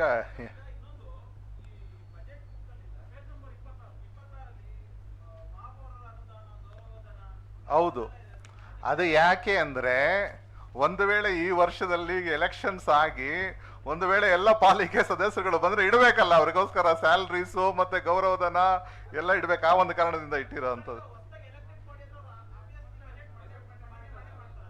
ಯಾರು? ನಾವು ಪ್ರಾವಿಷನ್ ಅದು ತೋರಿಸಿದ್ದೇವೆ. ಯಾವ ಟೈಮಲ್ಲಿ ಬರ್ತಾರೆ, ಯಾವಾಗ ಇದು ಮಾಡ್ತಾರೆ ಅನ್ನೋದು, ಇವಾಗ ಯಾವ ಮಂತಲ್ಲಿ ಬರ್ಬೋದು ಅನ್ನೋದ್ರ ಬಗ್ಗೆ ಎಲ್ಲ ನಮಗೆ ಗೊತ್ತಿಲ್ವಲ್ಲ. ಸೊ ಅದನ್ನ ಪ್ರಾವಿಷನ್ ಮಾಡಿಟ್ಟಿದ್ದೀವಿ ಅಷ್ಟೇ. ಅದನ್ನ ಆಮೇಲೆ ಮಾತಾಡೋಣ. ನೋಡಿ, ಪ್ರೊವಿಷನ್ ಮಾಡ್ತಕ್ಕಂಥದ್ದು ನಮ್ಮ ಧರ್ಮ, ಅದು ನಾವು ಹಿಡ್ದೀವಿ. ತದನಂತರ ಬದಲಾವಣೆ ಮಾಡ್ತಕ್ಕಂಥದ್ದು ಅವ್ರಿಗೆ ಇರ್ತಕ್ಕಂಥ ಪೆರೋಗೇಟಿವ್. ಅದು ಯಾವಾಗ ಬೇಕಾದ್ರೆ ಚಲಾಯಿಸ್ತಾರೆ. ಅಲ್ಲಪ್ಪ, ಅಷ್ಟು ಕೊಟ್ಟಿಲ್ಲ. ಅದು ಎಲ್ಲ ಎಂಟೈರ್ ಬ್ಯಾಂಗ್ಳೂರಿಗೆ BWSSB, BDA, ಬೆಸ್ಕಾಂ ಎಲ್ಲರಿಗೂ ಸೇರಿಸಿ ನಮಗೆ ಕೊಟ್ಟಿರೋದು 3,000 ಕೋಟಿ. 7,000 ಈಗ 2-3 ಆದಿತ್ಯ ಅವರೇ, ನೀವು ಹೇಳಿದ್ದು ಕ್ಯಾಪಿಟಲ್ ವ್ಯಾಲ್ಯೂ ಸಿಸ್ಟಮ್ಗೆ ಹೋದ್ರು ಮಾನ್ಯ ಆಡಳಿತಗಾರರು ಮತ್ತು ಮಾನ್ಯ ಮುಖ್ಯಮಂತ್ರಿಗಳ ನಿರ್ದೇಶ ಅಂದರೆ ಯಾವುದೇ ಕಾರಣಕ್ಕೆ ಟ್ಯಾಕ್ಸ್ ಅಂತೂ ಜನಗಳಿಗೆ ಕೋವಿಡ್ ಈ ರೀತಿ ಇರೋವಂಥ ಸಂದರ್ಭದಲ್ಲಿ ಹೊರೆ ಆಗಬಾರ್ದು ಅಂತ ಹೇಳಿದ್ದಾರೆ. That will not be done. ಒಂದು. ಎರಡನೇದು, ನಾವು 2,800ರಿಂದ ಇದು 3,500 ಕೋಟಿಗೆ ಯಾವ ಥರ ಇದನ್ನು ಹೆಚ್ಚಿಗೆ ಯಾಕೆ ತೋರಿಸಿದ್ದೀವಿ ಅಂದರೆ, we have identified 4 lakh properties which have given wrong declaration. ಈಗ ಪ್ರಾಪರ್ಟಿ ಟ್ಯಾಕ್ಸ್ ಇದೆ, SAS ಇದೆ. SAS ಅಲ್ಲಿ ಡಿಕ್ಲೇರ್ ಮಾಡಬೇಕಾದ್ರೆ ಝೋನ್ಗಳನ್ನು ತಪ್ಪು ಮಾಡಿರೋರು 4,10,000 ಜನ ಇದ್ದಾರೆ. ಅವುಗಳನ್ನೆಲ್ಲ ಇದು ಮಾಡ್ದ ಅಂದರೆ ಎಕ್ಸ್ಟ್ರಾ ಇದು ಏಪ್ರಿಲ್ ತಿಂಗಳ ನಂತರ ಇದು ಬರುತ್ತೆ. ಅದೊಂದು ತೋರಿಸಿದ್ದೇವೆ. ಈಗ ಹೊಸ ಕಾಯ್ದೆ ಅನುಷ್ಠಾನಕ್ಕೆ ಅಲ್ಲಿ ಒಂದು ಸೇವಿಂಗ್ ಕ್ಲಾಸ್ ಇದೆ, ಯಾವ್ಯಾವ ರೂಲ್ಸ್ ಇದೆ, ರೆಗ್ಯುಲೇಷನ್ಸ್ ಇದೆ. If it is not inconsistent with the act ಅವುಗಳೆಲ್ಲ ಮುಂದುವರ್ಸಿ ಹೋಗ್ಬೋದು ಅಂತ ಇದೆ. ಎಲ್ಲೆಲ್ಲಿ ಚೇಂಜಸ್ ಬೇಕು ಅನ್ನೋದ್ರಲ್ಲಿ ಆಲ್ರೆಡಿ ಒಂದು 10-15 ಕಮಿಟೀಸ್ ಮಾಡಿ ಅದರಲ್ಲಿ ಏನೇನು ಚೇಂಜಸ್ ಬೇಕು ಅನ್ನೋದನ್ನ ವರ್ಕೌಟ್ ಮಾಡಿ ಸರ್ಕಾರಕ್ಕೆ ಪ್ರಸ್ತಾವನೆ ಕಳಿಸೋದಕ್ಕೂ ಈಗ ಅಡ್ವಾನ್ಸ್ಡ್ ಸ್ಟೇಜಲ್ಲಿದೆ. ಅದನ್ನು ಸಹ ಸರ್ಕಾರಕ್ಕೆ ಪ್ರಸ್ತಾವನೆ ಕಳಿಸ್ತಾ ಇದ್ದೇವೆ. ಸೊ ಇದನ್ನ ಝೋನಲ್ ಲೆವೆಲಲ್ಲಿ ಇಂಪ್ಲಿಮೆಂಟೇಷನ್ ಮಾಡೋದಕ್ಕೆ ಅದಕ್ಕೇನು ಇದನ್ನಿಲ್ಲ. ಸೊ ಈಗ ಬಜೆಟಲ್ಲಿ ಏನು ನಾವು ಇದು ಮಾಡಿದ್ದೀವಿ ಅಷ್ಟು ಹಣವನ್ನು ಝೋನ್ಸ್ಗೆ ಇದು ಮಾಡ್ತೇವೆ. ಝೋನ್ಸ್ ಕಡೆಯಿಂದನೇ ಅದೆಲ್ಲ ಇಂಪ್ಲಿಮೆಂಟೇಷನ್ ಶುರು ಆಗುತ್ತೆ. Total station survey last time ತಮಗೆ ಗೊತ್ತಿರೋ ಹಾಗೆ ಅದನ್ನು ಜಾಯಿಂಟ್ ಕಮಿಷನರ್ಸ್ ಲೆವೆಲಲ್ಲಿ ಅದನ್ನೆಲ್ಲ ಕೆಲವರೆಲ್ಲ ಅವ್ರು ಕೊಟ್ಟಿರೋಂಥ ಉತ್ತರದ ಆಧಾರದ ಮೇಲೆ ಅದು ಕ್ಲೋಸ್ ಮಾಡಿದ್ರು.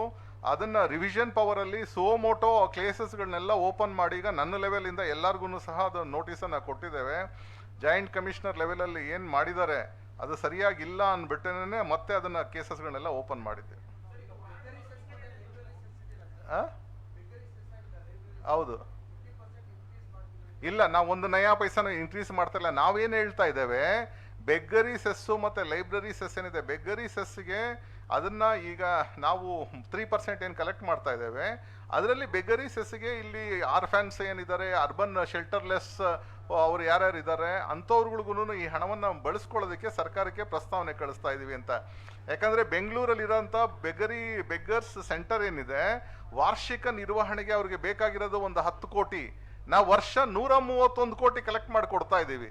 ಆ ಒಂದು ಕಾರಣದಿಂದ ಅದನ್ನು ನಮ್ಮ BBMP ಇರುವಂಥ ಅರ್ಬನ್ ಶೆಲ್ಟರ್ಲೆಸ್ ಅವ್ರುಗಳಿಗೆಲ್ಲ ಶೆಲ್ಟರ್ ಮಾಡೋದು ಮತ್ತು ಅವ್ರುಗಳಿಗೆಲ್ಲ ಮತ್ತು ಏಜ್ಡು ಓಲ್ಡ್ ಏಜ್ ಅಂಥವ್ರುಗಳಿಗೆಲ್ಲ ಸೌಲಭ್ಯಗಳನ್ನು ಕಲ್ಪಿಸ್ಕೊಡೋದಕ್ಕೆ ಅದನ್ನು BBMP ಕಡೆಯಿಂದ ಮಾಡ್ತೀವಿ. ಅಲ್ಲಿ ಬೆಗ್ಗರ್ಸ್ ಹೋಮ್ಗೆ ಎಷ್ಟು ಬೇಕೋ ಅಷ್ಟು ಹಣವನ್ನು ಅವ್ರಿಗೆ ನಾವು ಕಲೆಕ್ಟ್ ಮಾಡೋದ್ರಲ್ಲಿ ಕೊಡ್ತೀವಿ. ಜನಗಳಿಗಂತೂ 3% ಏನಿದೆ, 3%ಗಿಂತ ಏನು ಹೆಚ್ಚಿಗೆ ಇದು ಮಾಡೋದಿಲ್ಲ, ಯಾವುದೇ ಚೇಂಜಸ್ ಇರೋದಿಲ್ಲ, ಇಂಟರ್ನಲ್ ಚೇಂಜಸ್ ಇರುತ್ತೆ ಅಷ್ಟೇ. ಹೌದು, ಅದನ್ನೇ ನಾನೀಗ ಹೇಳಿದ್ನಲ್ಲ, 4,10,000 ಜನ ತಪ್ಪು ಮಾಹಿತಿಯನ್ನು ಕೊಟ್ಟಿದ್ದಾರೆ. ಸೆಲ್ಫ್ ಅಸೆಸ್ಮೆಂಟ್ ಸ್ಕೀಮಲ್ಲಿ ಈ 6 ಝೋನ್ಸ್ ಇದೆಯಲ್ಲ, ABCDE ಅಂತ. ಎ ಅಂದರೆ MG ರೋಡು, ಈ ಜಾಸ್ತಿ ಇರೋ ವ್ಯಾಲ್ಯೂಯೇಷನ್ ಅಂಥದ್ದು. ಜನ ತಪ್ಪು ಕೊಟ್ಟು ಅವರು ಎ ಝೋನಲ್ಲಿ ಬರೋವರು ಸಿ ಝೋನ್ ಅಂತ ಡಿಕ್ಲೇರ್ ಮಾಡಿದ್ದಾರೆ. ಆ ಥರದ್ದೆಲ್ಲ ನಾವು ಪತ್ತೆ ಹಚ್ಚಿ 4,10,000 ಜನದಲ್ಲಿ ಈಗ ಆಲ್ರೆಡಿ 78,000 ನೋಟಿಸ್ಗಳು ಹೋಗಿದೆ ಅವರಿಗೆ. ಆಯಿತು ಮಾಡಿ. It's a case of misreporting, wrong reporting. ಆ ರಾಂಗ್ ರಿಪೋರ್ಟಿಂಗ್ ಅನ್ನು ಗುರುತು ಮಾಡ್ತಕ್ಕಂಥ ದಿಕ್ಕಿನಲ್ಲಿ ಆ ನೋಟಿಸ್ಗಳನ್ನು ಕೊಡಲಾಗಿದೆ. ಆ ನೋಟಿಸ್ಗಳಲ್ಲಿ ಇರ್ತಕ್ಕಂಥವರಿಗೆ we will take action to revise.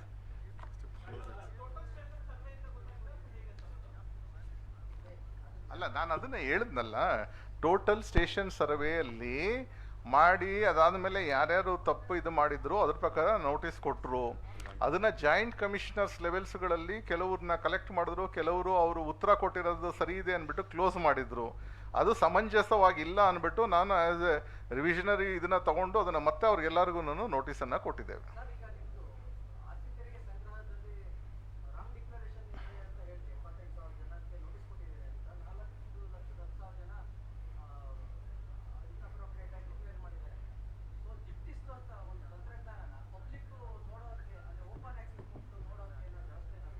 ಅಲ್ಲ, ಇದನ್ನ ಕಂಪಲ್ಸರಿಯಾಗಿ ಇದು ಮಾಡಬೇಕು. ಈಗ ಮಾಡ್ತೇವೆ. ಅದನ್ನ ನೋಡಿದಾಗ ಏನಾಗುತ್ತೆ, ನಿಮ್ಮ ಪಕ್ಕದ ಮನೆಯವರು ಸರಿಯಾಗಿರೋ ಮಾಹಿತಿ ಕೊಟ್ಟಿದಾರಾ ಇಲ್ವಾ, ಯಾವ ಇದನ್ನ ನೋಡೋದು ಇತ್ತಾಗುತ್ತೆ. One of the conditions under ease of doing business, ಅದನ್ನ ಈಗ ಓಪನ್ ಮಾಡಿ ಇದು ಮಾಡ್ತೇವೆ. ಯಾ ಯಾ ಯಾ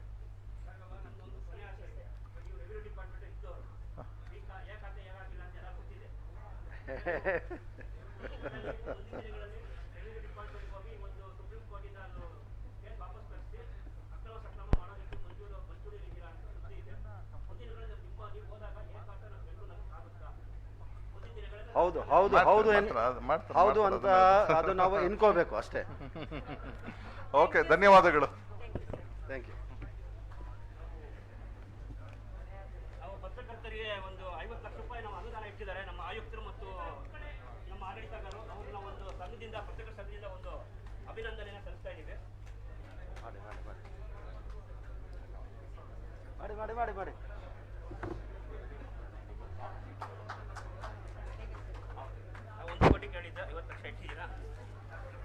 ಅವಶ್ಯಕತೆ ಇದ್ದಾಗ ಇನ್ನೂ ಜಾಸ್ತಿ ಕೊಡ್ತೀನಿ ನೋಡಿ. ಇನ್ನು 2ನೇ ಸೋಲ